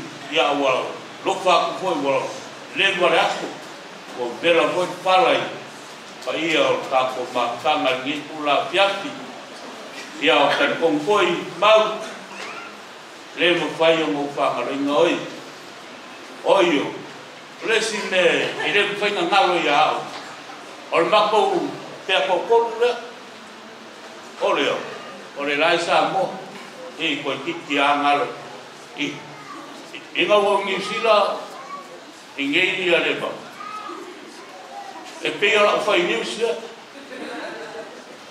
vai e vini mai la sa mo ia le mau ka ke ia la ko manga wo lo le se ko finge te no ke manga vai ia lo ko news ia al mako o fai nga news la mako e sa mi no solo nga mako vai ko ko apa pe mo ia la ko le mau ku pe ia ka kulu ia va pe me ka kulu mau vai ke o video solo e ka o foi la ku pe le mala ku mai e o foi la ia no for ku pe sa vo ai ma ka mo ka marema au nge ka o ko inga ku pe le mo la foi i ke o le la force ku pe ko inga i o ya ka ku ia o le foi nga ma ku wa o le foi nga le ma aro ko ya ma ko ta sanga ma ke ka ke awa e me nga we kulupu wo ye wo faida ma kulupu ko o ke tiro o lai lunga le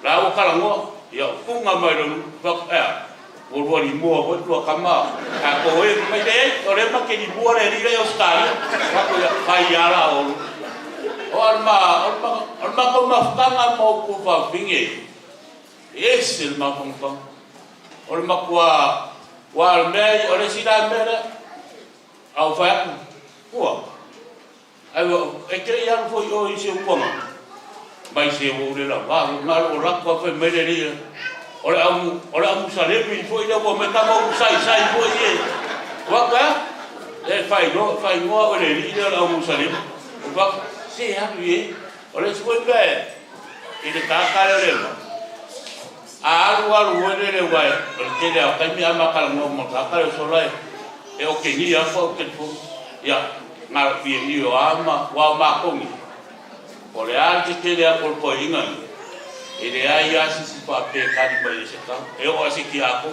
mal pa wa ma fa lo mo se lo ma ma e ka fe le mu ma ke fo le pa ka e le pa ko fa ya al a vi dia pure ya le mo se vi dia mo le ma o mai ye solo ke min fa dia a fa si di fa ya fa ka ni kala boy ke ni ma wa ale ko ka ba ko fi ha era ma ka mai me le mario o le ko fingi ya ora mo ni ma wa era ko fingi ma ko ma fa stanga ka ro ko ma ura a stanga ka fo fina ma tam fa o le si be o le wa e ke wa a mi ale mai o tanga ka ai ngai Kristo o sa ai mo mau ngai ko va fingi o le makwa marosi ai ila mosa a ko ka ngai ai ko ko mo fale o nga kai i no mai Kristo le ile me voy le ka o le taya o le alcalde sol o le alcalde e fa ku wale ya le alcalde alcalde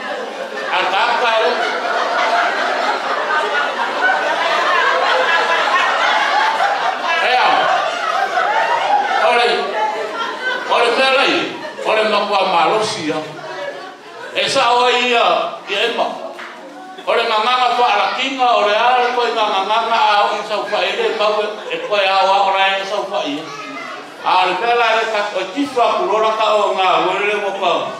E maura ka o ko ku la lo wa nge bo yare a pia. E wo ko ka vai. Me awa ke wo vai a ma. Awa me wo vai a ma ya ke ma ko. Ya ko ku wa e mara ka o nga ko ki ko vai. Ese pe ka ke mo e. Ya I take no. Wo sawi. Ele faz coi ponga alanca. Yang faz coi por yo por popele não faz coi por. Ya. Oh. Aquilo. Wo sawi faz coi ponga aqui. Ah. Wo esse foi mesmo falo coi ya. Ah, pô. Olha não. Vai ah. Ele vou me sempre. Ah, agora esse é agora. Ya ilo le cari ele. Ale bakal. Ya. Merang awak saudara awak. Alfi foi lá para kami ni kini. Malu. Kopi orang kana orang mai ele. Ele tari. Ya. Apa kayo le awak. Walau le. Ya orang malu ya. Lai. Kau ke vai ai ni dem. Ya Paula. Ele. Ona tahu ayah aku, kopian ke kau cem-cem, kau lihat ini cem-cem.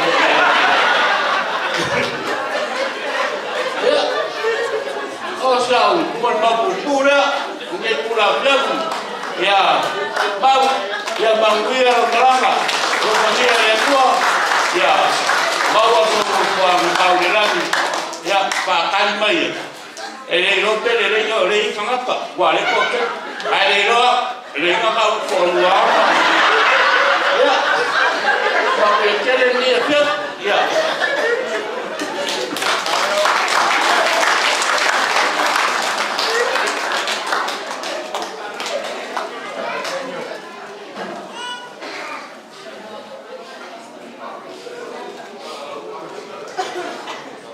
Ele lê sua. Sabe uma? Ele lê sua. Amém. Ya, oleh wak masuk man bawa. Kalau angkol ya, sao ma fofa pe oke sao, si uma mana mana makua lah. Foka uma dia makua dia foka ke vaya, dia dah start fire, dia dah ada usah. Paman blok ke fa pe susuk pemai. Ya, wow. Kalau cuma oleh kopi ni kalau usah foil. Lemau, oleh ngolok juga, ini yang loak. Malay, kau sama oleh fufale rakyat dia, dengan ofang ngawai, masa awai kamai ngai le yo awai, le usofa, kongo boleh usor kinga, likia, dah bayar ngalai le usor sih, ya apa yang ni, kalau gua forsoi fuah. Pau ilo foi meu e elo tinga o kama ya le o ai no la vai ngai ya usau te ma fu kero kama o tinga yo le ana lo kula ngai o nga wa ya e fai ya o masu yo le lo tinga e yo ya ma kele o ngo foi ai nga ba tinga o le ma ke ngo foi ai nga ma kama ai taura mama ya se sui e ka o wai ni ma ko kinga e a o foi le ngai ya kumu o kwa ngane mausa ya olo sa mo uma ele ama baklase se mole mau fo usai fo de mama fka ngamne ya anti ya pro se fo pai mai ele yo ange sufa fai pe mo mo ele ko awale ato se vale o so lot ya o so fa to ele to fa to mai fo o ya ya e tele meno no fai e fale o tsama ana le ai po o fai ati o te alu e sa oni de se no fua ma mo o to a fai foi o te alu ma o to sa se me no fai o te tali a foi o to me o te ya iwe o le maule ma la fio mo pa ile tua tai solo bo o mana sa ni ele tua no fanga ma tato Tato e sa whangai langi, ma leo na whakavau. Ai o Lemau, se whai asu sautanga. I lewa se mawafutanga ma le. Ma lo anti lea. I lewa fo se mawafutanga ma lo anko ya uso. Ia ai me se foi o anti si le. Ai le, taimi na mafuta i le, te usi le lo anti lea.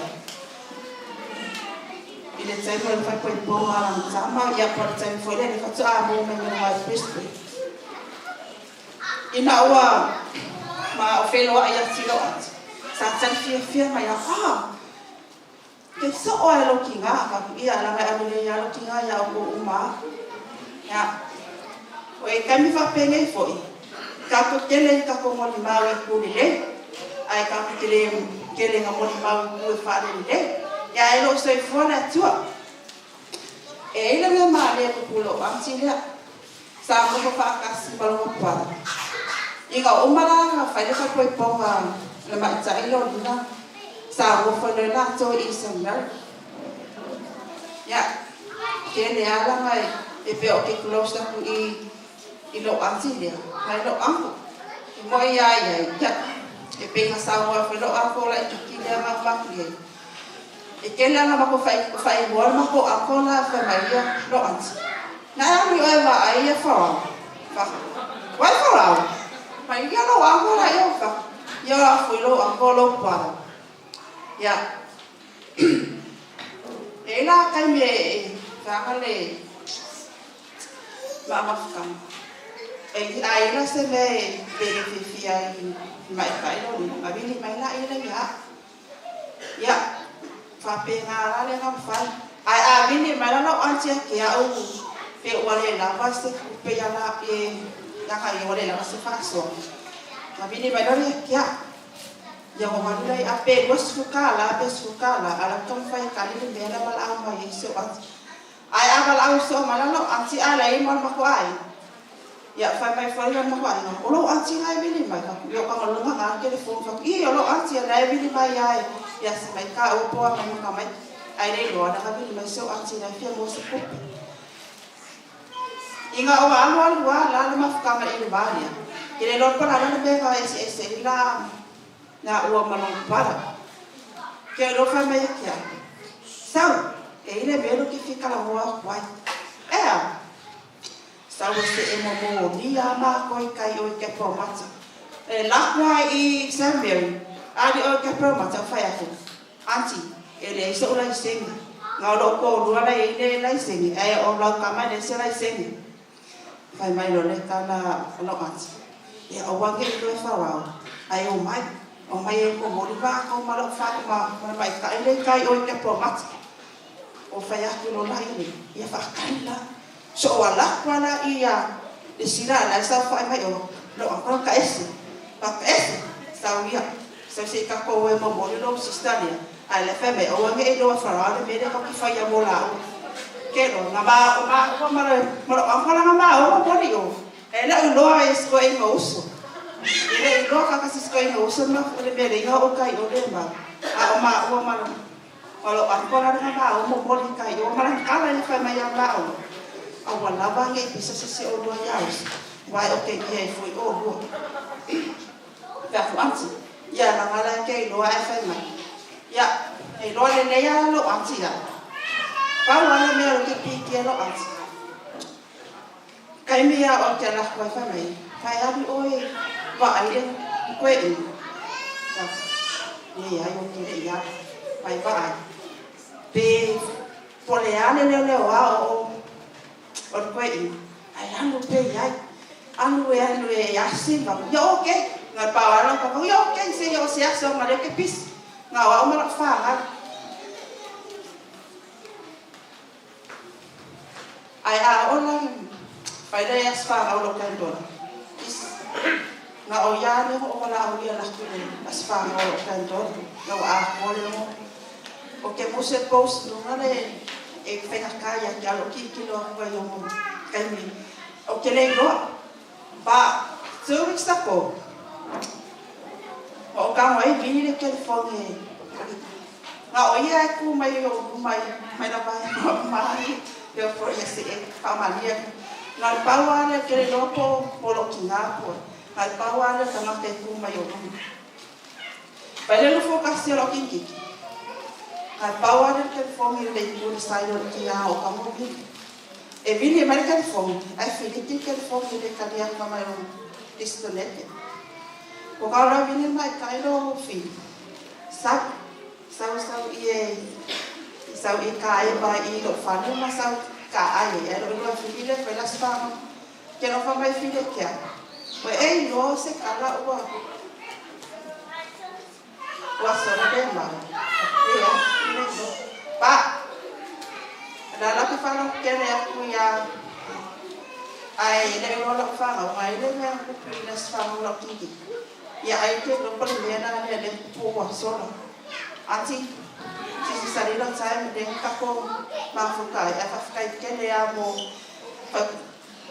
yo wa malo wa yo ko yo o mai i lo pa yo ko yo o mai i ya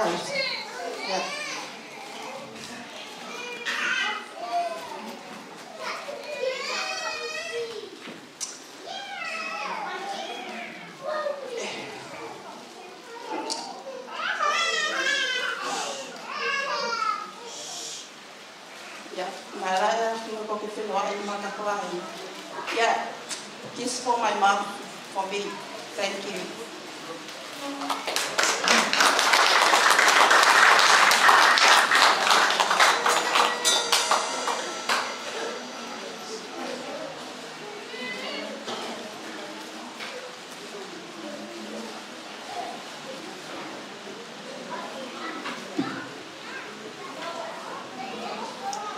Yeah. Patalo fatu le suafa man malo Yesu Kristo. Patalo fatu le sunga le prestene mal palitua. Tina malo lo man malo ya mai se ya au fainga wenga zaman malato palitua mal pa ia las samboa. Bo mai masani ia e motu le pa awa tosi la fia lo nei tangata ia o au o lo ingoa o se ei anga feeling a falua o au te stau mai sala i lua e ese la me o te stau ai ona ole o lo tina ole tia vea o le uso maletina uso o lo tina e la titi ale lato ile fanaunga e to aono lato e to afateni ai to lua tama ia o te nofu pe te fapea ia lo tu mai le au paia ia mai le lato pitu alele yese pitu sala i lua ia la ia wow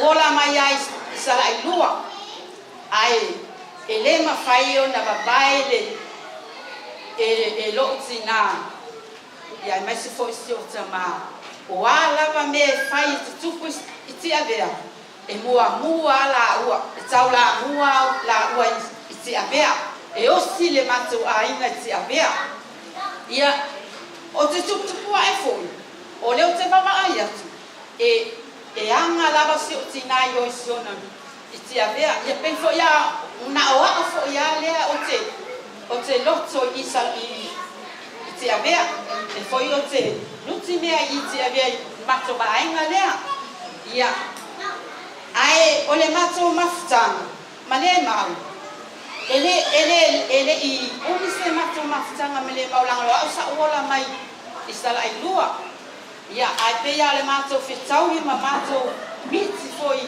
ini se bainga pupu ia le na o lo ai vinga le nei tene o se tene tau sa fia ona winga ele se tene fo ile e ula vale pe a la tilo iai pe anga malu e na le ata fo ia langa ia tala ngata la noa ia na le ata la no ia ma fa pe mai ia me siri wa tātou wheloa, ia i.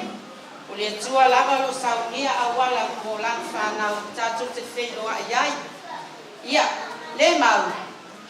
Ia, manuia la malanga. Ia, maua sono fuang i le malo le tua. Ia, mai whātatani mai ai. Ia, e wai matua wa lelo e ai wai. Ia, malo whaaloalo la manuia le tātou. Ia.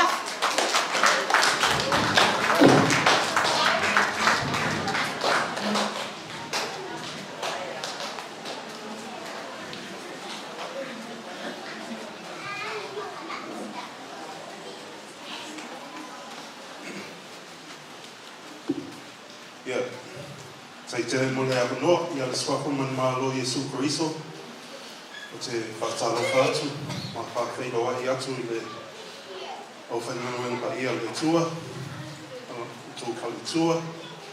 E meisi koe pa ia man manu tatu ai ngā lotu nei, tu la ia.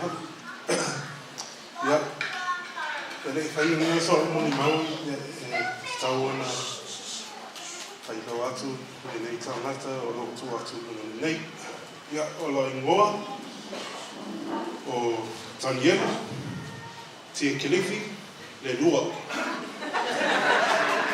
A whapalangi, ia, teini o Tia Kilifi, the second. O wau foi, o le atali matua, o Sola, Tia Kilifi.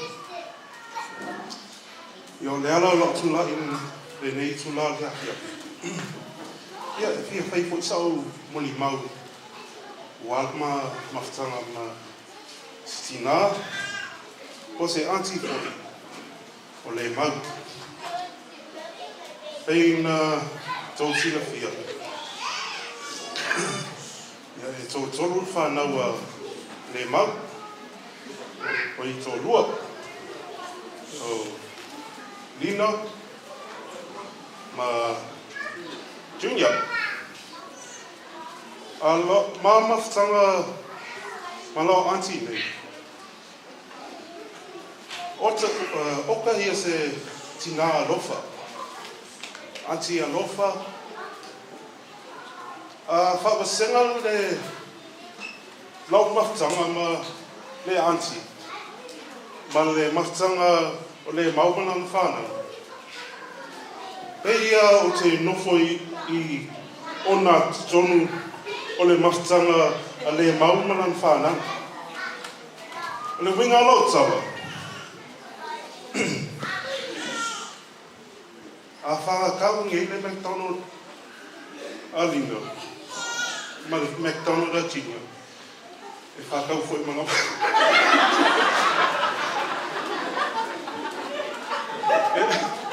E whakakau fwoi mana McDonald. A whakakau se ofu fwou a Lina, o se ofu fwou a Junior. E kakau fwoi ngā whakakau fwoi masa ofu fwou. O le alofa o Lemau. O le mea wai o ngalang whea. Ia, e ko 5 o brothers. O Junior. O wai o Kilifi. O wai Ponga. Ma Kilipa. E ko 2 sisters, Azaria, ma Fili. So, o whai mon mako whangau, ko walu lau whangau.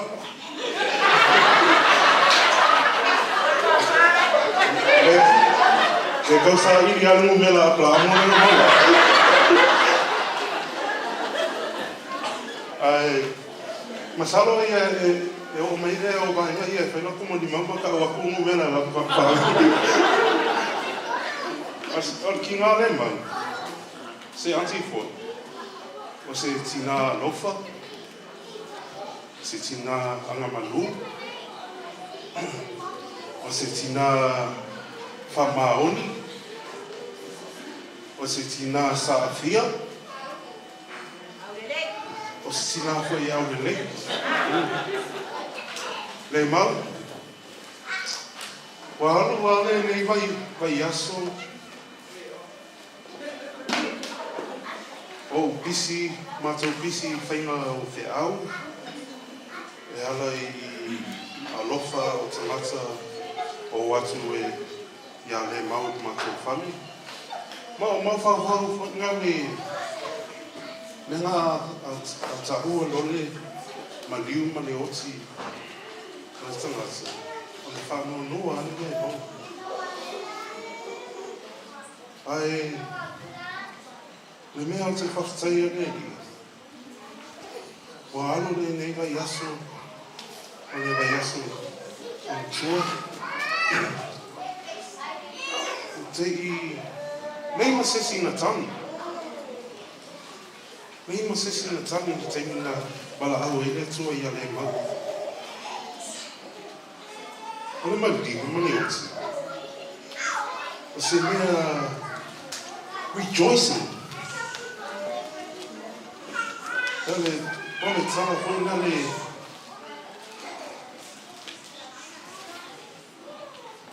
o le aso le le na whaia I Iova tatou te oli ma fia iai. Amen. Lemau ia mangalia tere no malanga. Gonna miss you. Your love, your smile, your comfort, your warmth, your compassion, your genuine. Thank you for your advice, for your guidance. Manuelo Malana, Auntie. From Pastor for. Amen.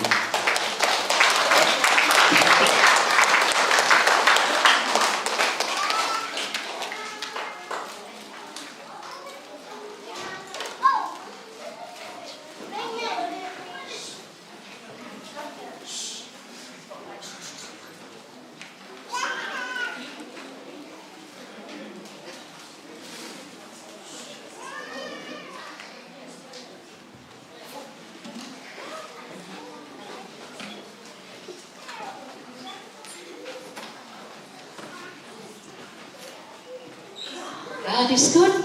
All the time. All the time. God is great. Every day.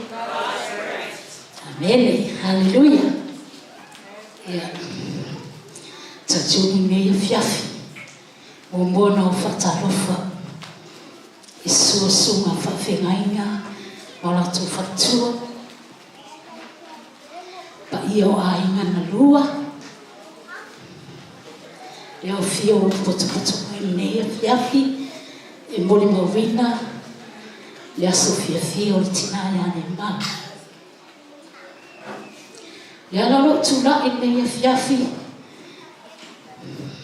fai fu se moli mau pupu le mau maftanga ma le tinaya ne ma le awalo lo tula ono se atali e fasino ya tia le mafuta malina le tama le ma fai sautala nei fiafi ono ole uso ya le ma mafutanga ma le uso ya le ma ele fa pea o se mafutanga ono o mafana ai fai lautala o stangata e la talata ya tia Peo se uso ia tia. O stangata e loto alofa. O wa ai o vinga i o le teine lea. O se tangata e loto alofa. E fo se taimi na mato mafuta I te tono le ainga o le atua. Na o wa ai le tangata lea. O se tangata e tau mawhai. Tau mawhai mo le ali. Le winga lang tala. E ila mato maftanga te talo. E na le to whātina. Ai, ele lotu ai le mau I a mato. Ai o te wa ai ale nei yuso. E iai lawa I mato maftanga. Ono o nori na o stangata. E fi naulo na loto. Mo le atua. O stangata e fia le loto maunanga. I le mafutanga mawhanau, o inana o loa ai le teine lea, po le uso le ia le mau. O stangata te lelo na loto. Le ngata i te tono o lona ainga, i le tausinga lana whanau, e le aise tama. Ai o stangata fo ia fia, e ngā lua i te tono le ngā luenga le atua. Le ngata i mea whaatina, a lana au nanga i le atua, ma lona whinanga, o stangata te lelo loto. Mea nā te rofo mai o, ai o te fia sau, e whai se moli mau, o na le mawtanga ma le uso lea. Ai whai lana tala le mau, wa e anu. Ai puai lana. Te mi umma ai tu puai whawhita auli, ma whemesia inga te tono le a inga lea. E mua mua ili mai. Si sau. Sau ia oi. Te whai sau tala i ta whanau.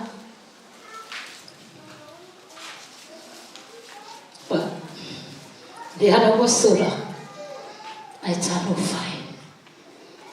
Le anga le matuoti. Ai o te whakatalia li e te tere lua ainga, lua matua. O le ana sosoani ia o lua. Winga lau tana nei a fiafi. Whaina tāna awtana i le tino. Ai whakatai le atua. Wa ia amia, le tōta si o tātou, ai tu ua tātou e tō tele. Amene, mea nei a fiafi, wa le mawhai e o na unofo mai o, ai o ta fia maru mau o na luso. O te le ta ua o ia se tina se tō lua sa tama. Ai o te ta ua ia o na uso, ai se a, o na mawhana whana le mau mawhtanga, ma le uso ia le mau. Mea leo o tula e nei a fiafi. Ia whatere. Hallelujah. Le moli mau. Mole mau. Mole uso ia le mau. Ia ona o Yesu. Amen.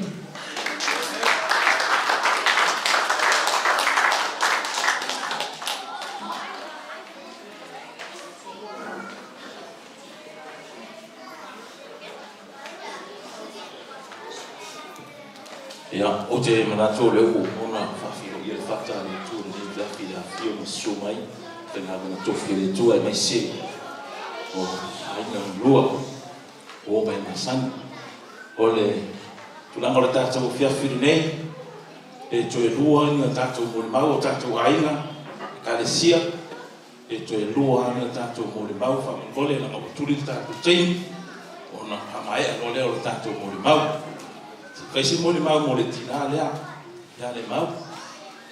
O le mau o se tua fine, i le mātou no foi tio lea. O le tina le mau o se tua fine lo mātou toma. Ya, ino o mai ia le toina leo kiri filo mātou ai nei tio lea. Ya, ta lo foi siona ai nei paia. Ele toi fo ia toi ina. Então no mai lo me e no foi tão por frio. Ya, ele toi lo ar toi ina le. Le me toi fo ia. Ai beita ia. O le toi me toi fo ia toi. Ya maro lo e lo na ina. Pasta ia e lo mato ai na le mai. Paia. O le tala o le mato mafta ma le mau i tono o le ai mai tio be. O se ai ma mafana fana. Sa inga whea fan, le mātou tutupu ae, tōno le ainga, o se ainga e whia tanta uma. E o se ainga e maua ni o roa, a o le mawhtanga o mātou ainga i mātou mātua mātou whawhina nei ma usoi. E ea se teimi a rono misa o mātou ainga o pota, mātou nei, mātou te whio ai whatasi mo mātou whio le mihinga ne fo i le atua. O ara te inga lea mātua na mafua ai, o na manuia lo mātou ai. Lea a uo o mai le so, lea mātou te sori mulubai ai. I te inga mātua o moe mai te sa. Tu maulo tau whia le whami pe ato o ise mea. Whia lawa tau te iai. O Lemau o se stasio tina o mātou mawhitanga o mātou ainga ki o tō whālomo i haftarenga ia te iao le amatanga. O ia leo le paema le au leo le mātou mawhitanga a lo mātou ainga i stonu i nei sini. Pe ono tō sisi o mai ia ua tupu maola lo mātou ainga o tau whai whamapopo. A whai whono lo mātou ainga. E ia teimi e puno whare ainga. Ai no funo fale mau to al mona rona leo se tem buli fa be mai pe o tato ainga na to sori mi vai me no fai tato matua e lava no tato falfani pauri me ia masani tato fa no i loe lista mo titi o lana nga do e le sa fa to no mato ainga i to ni sini nei o le fautua i tama i o mato ainga ya wa na tu si fio to ina yo ma sio ma tu ga ia te mi foi que va via passe to ina ya pe yo ti na dia sa ia fa foi ina ma ta ma tu ai na la to fa lo fa me ia to ina ya te ia fa ta pe ma to ma ta ya ta to ai e o ma o ma ni su me le fiona le si to tupe ma sai ma o le ta to tu Fata pero tu ainga tu mai mati wa ia tu mau ainga ia o se boli mau pulea ala tu le to no ma to ma tanga ma le tu fine o pe ona fai na ki fo lamba ia le mau ya moe oe fatari ya so to e fio ma ia ta tu ta wai te tono ale pa moimoi o ta pena le tu le langi ma lo le fa o mo tanto te a fe ta le so fo ya mu ia o te ti a fe ta so fo ai so ni ia fa man ia le tu le fe na mala so fo mai no ia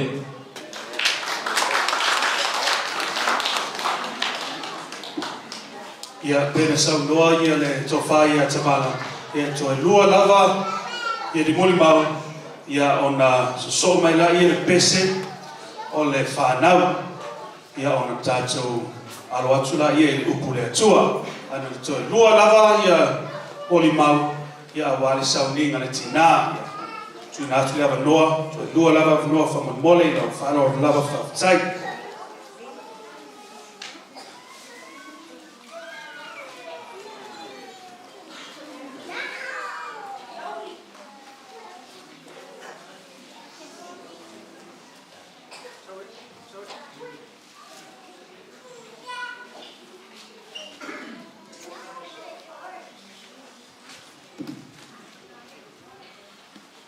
Kia ora whanau, tēnā koutou, tēnā koutou, tēnā koutou katoa. There is one certainty in life, and that is death. And the beauty of death is that it brings families together. It doesn't matter how far apart or how long ago we've seen each other, death brings us together.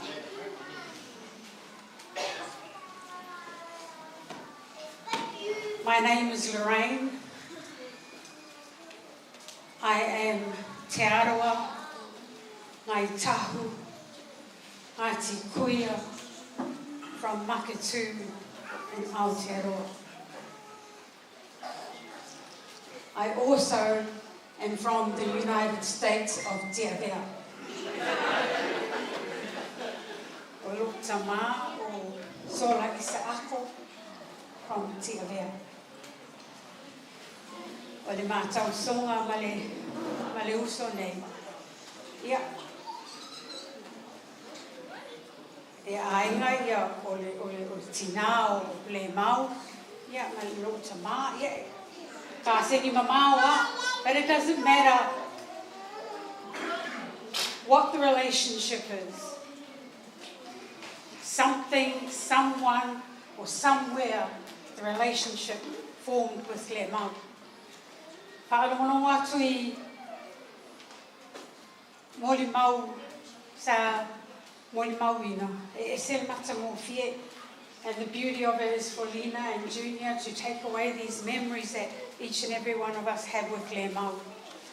Mai talo tina e na moli mau e aulele ia Lemau pe o lunta mama I paia.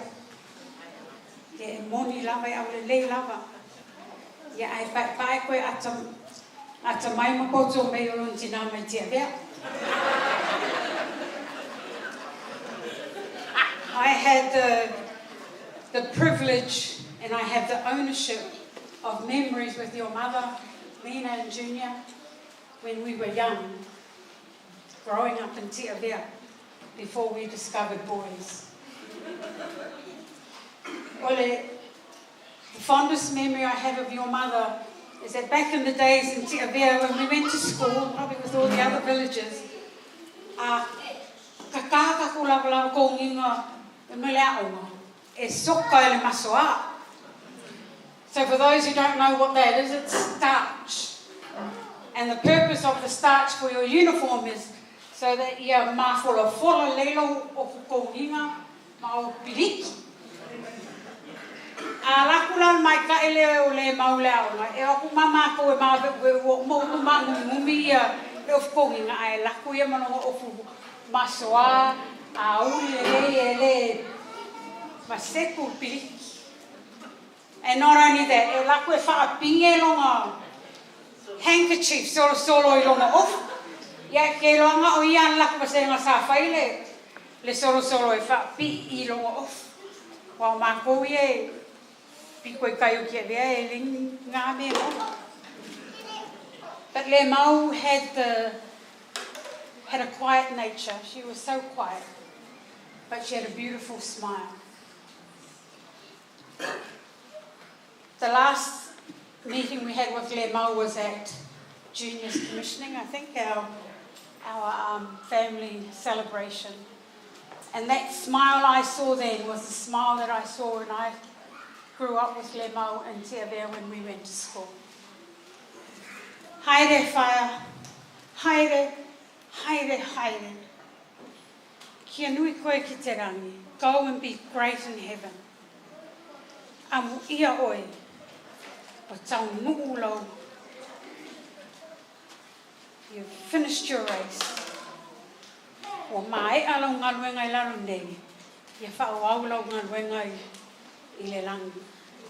Ia manuia tato whatasinga nei awhiawhi.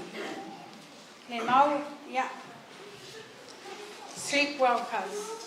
Lofa tele atu mo oe. Te suafo Yesu. Amen.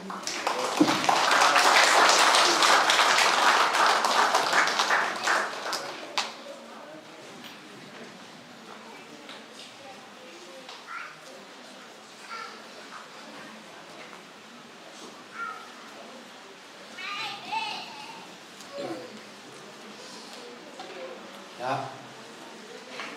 Lemau.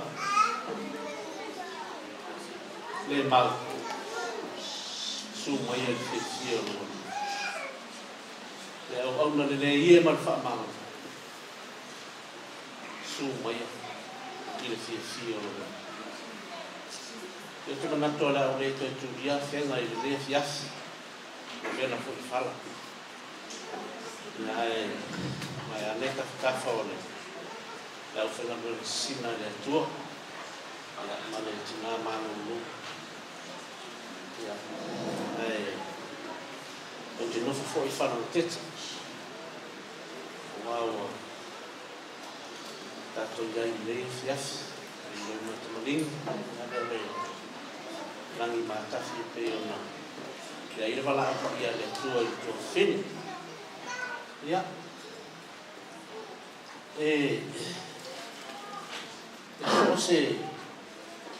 isso você aí na sábado. E esse fai o tau a mata, tau a tina. E ifo ban, ma e mau. Ele fai o fi. Ua tato o mai letu. E tato te, e tato ni fita. E tau, I fai o tau. Ina ia manuia a ina o tapu ai mai sa mo. Ai, sa lofo alo tilo mo. Ia, ese le tā ua o le mātou mafutanga na tina ia le mau. Koto atasi tau sanga tamu mātou mafutanga le mau, leo sabani le bua nei. Ia, ai, pero fai atu. O le whaka amato mafuta mai nei Australia. O le tō whai a uso. Ia ua tato masani a uso. Ia e osi. I whai a ina le. O le fo iwa uma o na tamua le sako le a. Ia sako le. Ia ai e iai asi me pito sidi ana tā ua nana i ona auto e tū. Ia le mako mafutanga mle mau. Ile isabadi le bua tau sanga lea taru mako mafuta mle mau. Ele se matala noanga mle mau. Pau a lea o saulo. Malo. Ua ama. Manu ia whaafitai. Au se upu se si mea e mwhai ona maa whaasoa i mle mau. Ia, leo ku tātou mori mau, te o mori mau le nesi asi. E nufo e ata. O le tō whae mo mori mai, a i le file mo. O le e tau wha mau popo le mātou ai.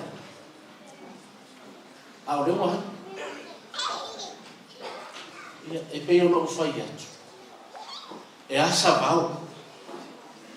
E ui whangita, e ui pua. Koto a tātou moho leo se mere le. Le mau. Le waha sa waolo wahi. Koe a. Kaftai se mana i o lau tu wha. E manu e tamaha e. Tere tarsi. Kalau lalu tak lima ia. Ya. Orang tama. Ya, sampai ke awal salah dua dulu orang tama. Tak ia sah pun awal itu ni. Ya. Sa. Fai se awal ke ipeo sungai jadi. Fai se awal. Ia malah tu fatua. Tahu sila file mu. Tapi uma mengerti. Al biasa ucap cilo mau ayai, tidak maktuai. Jadi tahu orang termasuk si avia. O se paseng, o se. Tahu itu afini. Tahu oleh usul. Esel mafan fanore.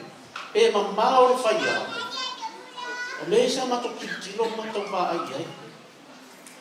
Lala fila le lewa o e tamai. Ese ma fanfana e peona. Tato tilo ma tato vai. O le mea na mako a kama. Mas te te ea rewa. Le mau. Ia. Awe ta pena stato no fuanga. Ai o tato mafutanga e tato nuku ma tato a inga e tia rea. E whawa bau e le mawhai o to e sei longa lava ara kua o. I fota o munguri e fo ia oi. A o naunau ta inga o ta mai o tatou a inga ma mātou. Ia sisile mau o tū lai ma. Whai ma pae ma a upi. Ia tatou mawhitanga e vesias. Ia ramare ni. Ia ono lesi siri wa ia whai. Ua waru le mau. Ai ia whai le mau mua whaita inga mo tātou. Ese mana me. O le tali file mo e liu esi ngā le ita. Ia lok tātou whaalongolongo tātou mori mau. Ia e whapea winga ma o si mako a inga mo si mako lulu tia vea. Ia e tangata e leu tere. E tangata e whawe a fu i le. Ia e fu tangata e whaafile mua ia nisi o tūranga whapena. A toa tere a pe whapena e leo te tere. E vawe. ia whapena, ia ai, sa ore le ia, si matotoe ina lea. Kama lea e ke sau e whai mai o lai, mo koe tiki e aro sisiro. E pā o kama lea koe aro o makua e fia, ia pe e nea fia, ia maletua fine lea, ia pe ano whai ati. Ia, ngā no ta inga nā, ia iai sisi lea mau tūlaki me tatou ai. Ia, so tau au. Ia, alu ia oe le lua o loo pātari mai. Manu ia, tere lava tatou. Ia, ai, lei, iku sao, kāra lea fia. Ia, manu ia, tere lava ia, sungai, whaafengainga, la tau whalatua, ia tutu pupuina la tau tupangana wala sea tai masa au na luenga, ia tai nane foi ia whalepolo tō whina, ia maua pēra la tau launga, o wale leo ina o whafo matonu kato lainga, ia mesa foi whalatua mtaus, ia manan whalatua, ia tai nane foi, ia tau tua ina o tato lainga, so se tu ai ia manu ia tele e lea fiasi mana ngana whaara whaastai. Ia ole agadori nei mo le tātou ainga, ia whape fwy whanau, ia ole tō avanole nei mo se tō pese, o lo whai le tō, ia le tō mole atu ai o so, anganga lofa, ia i tina ia le mau, ia tātou ainga, sungai le manei.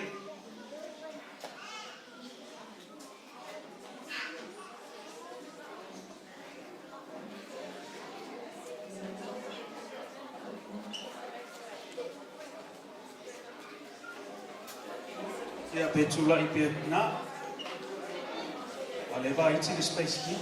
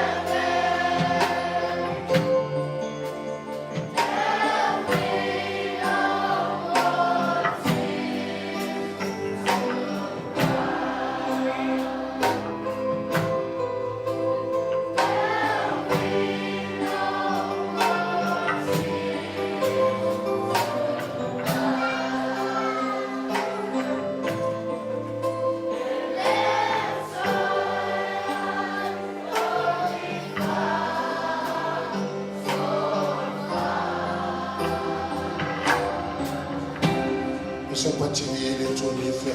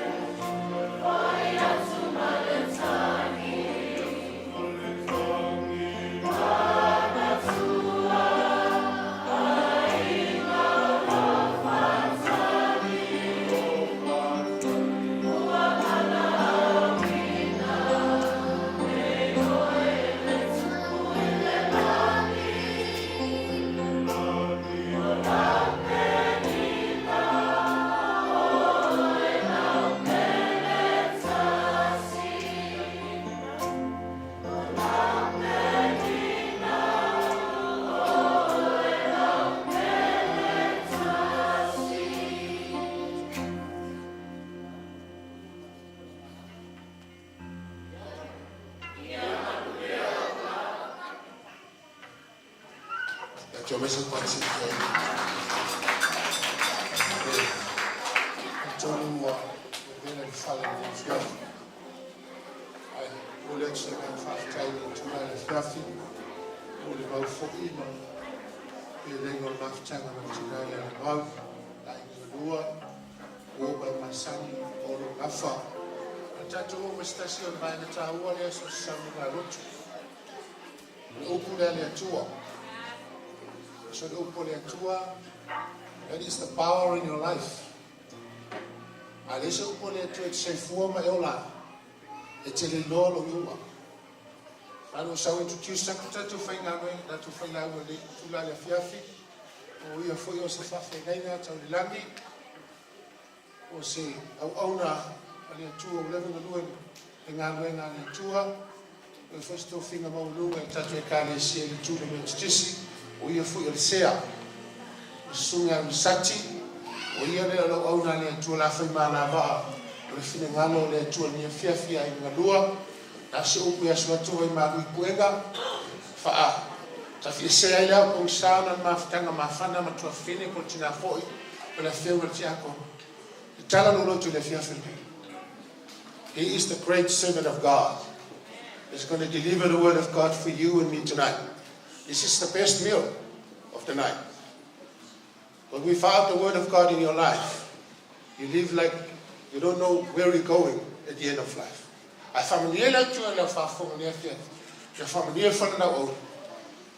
I want to feeling on the two the sugar.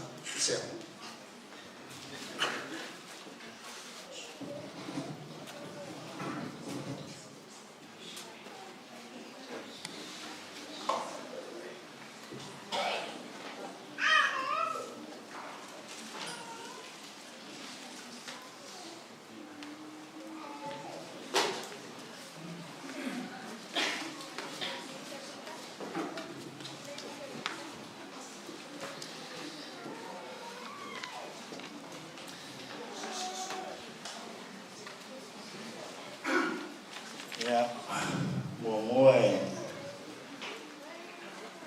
tataro foi le malunei ma uluma ya wasa mo pot escuela fina lona ai ne lo Moimoi ma ftai la shumali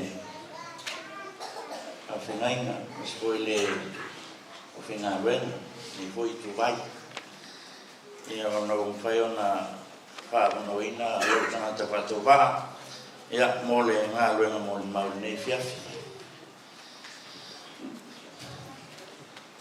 o vela fala pe a masa nei mole mau o umika popo o te me konka ko ai Moimoi si femele mau le si toi si fa bele vela mo mea wafa'afetai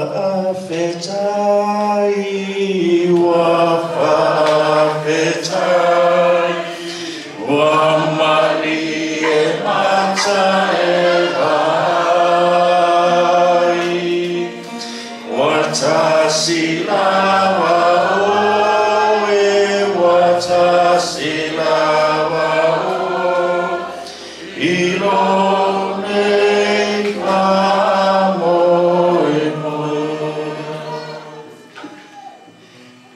tau tala aso le so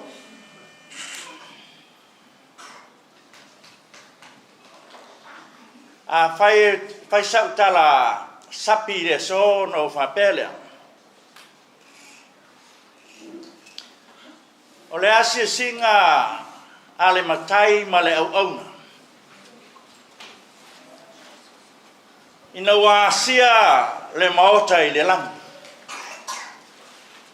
tau nu le potu mua e la ue tangata e whaafsanga e le ulo kalebe.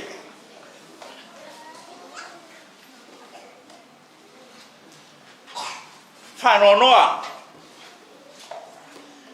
Asiasi le potu e se so ai. Lau whafonga whiawhia. Ai whaafsanga e lava le ulo kalebe. Pai mai le fisile le auna le matai. Ai se ai ma fu ai ona whanono. Ma fu ona whanono wai le ma whai ona tau mawhai kalebe. Ai se ai a fu ai ona tau whiawhia le potu lea. A wālo ngafa tau lima ona tau mawhai kalebe. A wālo whawhanga e leisi pundi kalebe.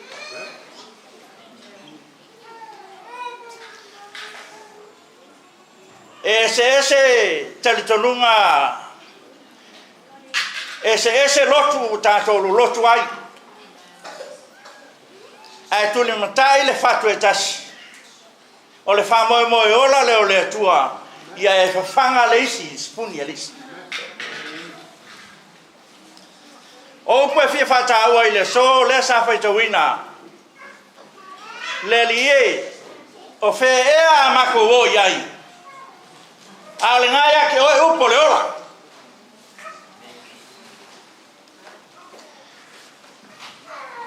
To whom shall we go? Thou hast the words of eternal life. O lefa ko a umaonga. Ko to a umaonga ka fa ta e Yesu le makiva o le ola ngaka. Le tangata i le lalolangi male langi. O lunga ai o le mele sa fai tau leo lo iai le awa onga ke riso o au nei o le falawa o au le areto tau ma fai ke riso ina ia fafanga le ngā lala o le tangata o se ele le maria vai fia family eina yala len fai me ke riso o au nei o le areto o la mai le langi ai se tasi e sau ya tau e ai lo tino e ola ai pangale mai mau le se puni wa fanga e ke riso le moto tangata vai le foto a uma lele ko mum lele baba o o nga fa ma vai si ma la ma ko a fenga ma ko ko ngame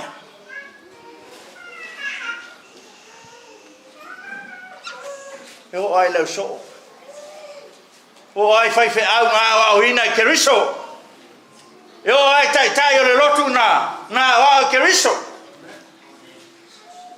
lewa mata na fisiling ia le fa Moimoi ke riso fai mai ke riso ila na fa ngalong ko ke o I kamai ko ke folo I kamai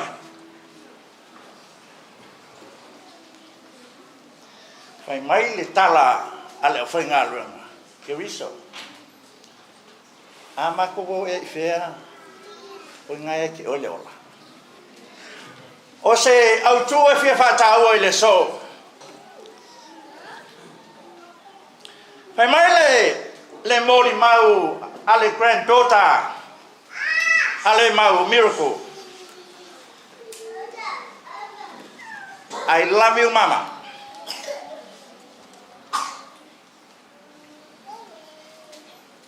manatu na lau I love you mama o te rofa ya te oi mama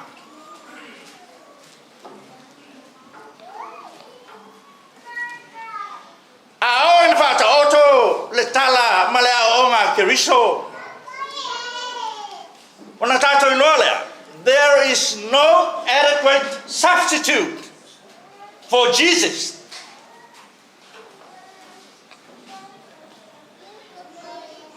pea o I taimi e tai ai lo soifua I ti ngā o leona a o roi na lo fia tatou a o kako lo kako wo le me foi fa male ngangwa kako ngei e o la wala ka de sai e no fru la wala e ngata a o lo tatou pa ia la wala le ngata ona tatou lo le o le fesili e o mai felesia wa felesia la fa sanga ia pa pena umal me o ia lina mal to lua mal fanau e moni le ia ainga ale ia ainga le ia kalesia a fa lo to fale a ona pa ia le va nga fale nganga le tio fa mai ia le to luo lina tulo e ia kai me mate misai e fa mai lo matua ia le mau o ke lo ai ala lo misa o le lava lo fa soa which is all fa fi ka uli ale ku pile ainga le fa fi ka uli nga oi ma aolo nga papa ile me nga kairo malosi nga kairo poto nga kairo ka ko iloa yo aya kupe ngaka o fele si me fasanga ya pea Fai mai le so. Yesu. Pea ma ko ia. Anga ya ke o pole ola. You're my mama. O oe lo kinga ke rofa ya ke. Asa alanga fanga. Fanga. Fanga. Fain.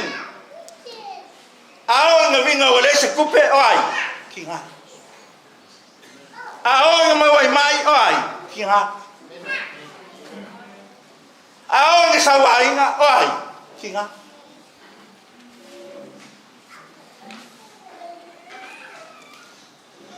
Le toa ngai ale mau.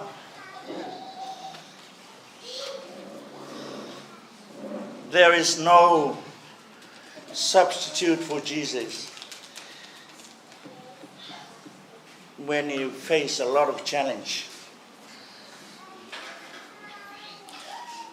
Second, there is no substitute for Jesus because we know Jesus' love is an infinite love. Ai masai singa ke suia le alofa fava vau ke riso. Ai masai. Ai masai si. Pe ke le ngai au kupe.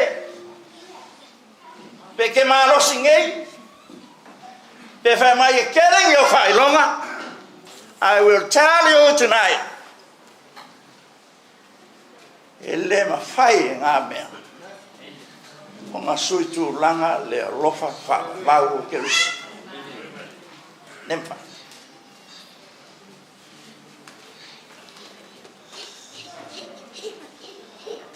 Nala lena mua ia o ke riso i le whalau. O ia mua i whai loa. A oina e fiaola pe o ke fiaola. Wa ngā uia le whalawa mongi mo oima. A e tangi ma o kan. A e whangoa ngoa ma o le mauto. Sai tia ma e le sau roto. Whai mai le tala le lei. He is an infinite love. Ele ai se kwa oi. O le ale kalesia ke iai, o le ale koe ngā nganga ke iai, o le ale koe ngā ngangua ke iai, o le ale koe ngā poko ke iai, whai mai a, e le ai se kua oi o mere. E se mea. Ia wala wale la unga umi kau kako ai. O ke riso, awale lina, awale o si kamaisi o manga. Okay, it's for you, your husband, your brother, and your daughter. Yang alo mga o Yesu, pemakala Yesu kele ko matuoti. You have no mother, you have no father. Mole atole ainga. Kalo fai.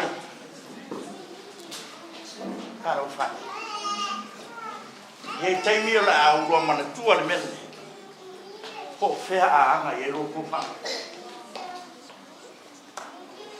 But I can feel in my heart, Lina, kasihan me fasanga. Yesu. Fasanga ya Yesu. Fapefeo na fasanga ya Yesu, kawal fasanga ya. Ah, pawa lenga fasanga ya mapula ya. Have faith. Try. Ai lo faith pe ya le maso le. Pangu ke mi uma lo fato tua. Ya ava ya ke riso lo ainga. Pe fai mai o ba ko ke fa ya ko o ke riso o ia ki ngara ainga. I love you mama. O ia ro kama. I love you father. Fa tum o ia me. La su ku langa ke riso lo ai. Ai inga whanonoa. Le koe kaula e ia ma asfi. Langan kako pupu mai le lo. Soi fua mai le lo. O tātou ainga le kalesia na kako kupu mai le lo. O tātou i loa fwoi kiriso o ia o le tumu i mea uma mo meo. O le kali fwoi o ia mo meo. Ia, lawa le launga mo tātou. Mo moonga le loto, ia wha mawhan whanaina a inga whanonoa, wha mawhan whanaina leo whai ngā luenga, male kalesia, sa mō o poto, sili mō lina, male tō lua, male whanau, ia wha ato to ina e ke riso, lo tō whanona. Whai mai le tala o le so, le li e, fea a mato e oia. O ia te oe upu o le ola. Upu o le alofa. E upu e whamau. Amen.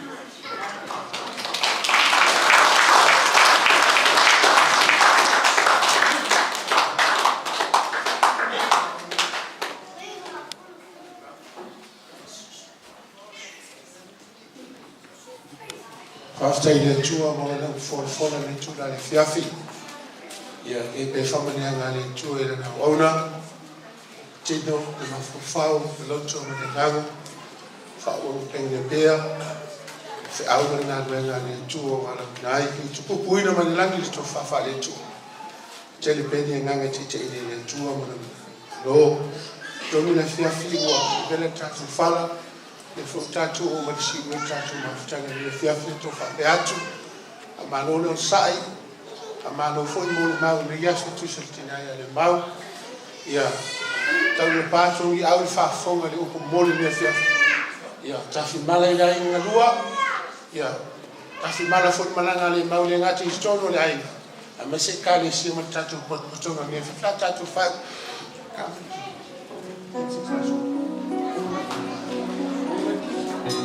Then sings my soul, my Savior God. Hallelujah. How great thou art. How great. Then sings my soul.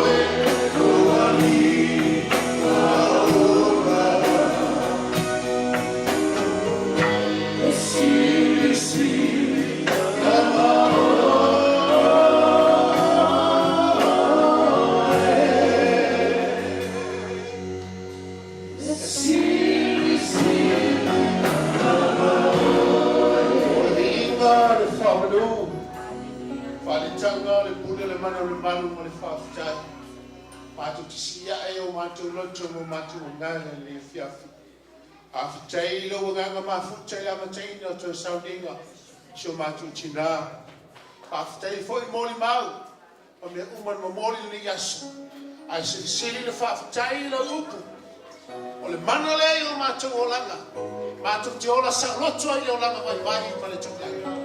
Le upu whailea e mai ale mautinoa ia mātou. A mātou ola i le nei ola. O oe lava mātou te whamoimoi ai ke riso Yesu. E tau na mori anu nganga la o fio. I loto te ngate ni a fia fia o mafuta. I o le aine ngalua. Olo mangafa. Ai mai se le whanau le tuol te mai. Talo atu sa ninga o tutoa tina mo le asa taya. Tai folau le mana no nganga. Leo. Fafuton folau, fasi folau ai leo. Ia mātou whatu muina se nau lau manino mai atua. Ai sinye se ni ingo la mo fisa fu stangi tuo le nino whano. Ia mātou folau i langi ma. Ia le mana no tote ti ai mātou. Ia tuo le menei. Mātou tue foi atu mātou ai o mātou nofo papa awa. Whawhitai ma mi ia i la mo fio lo mātou te mai. Wafa mo me toyo le fiafi le tue te mai. Tanto mo e se iu le o. Tuma mai lai o mātou mo nei no fie. Mungu no manu i ka misu Yesu. Whawhitai ma o e nako i nei mātou ma siu. Mama. Amen. Amen. Pray for me.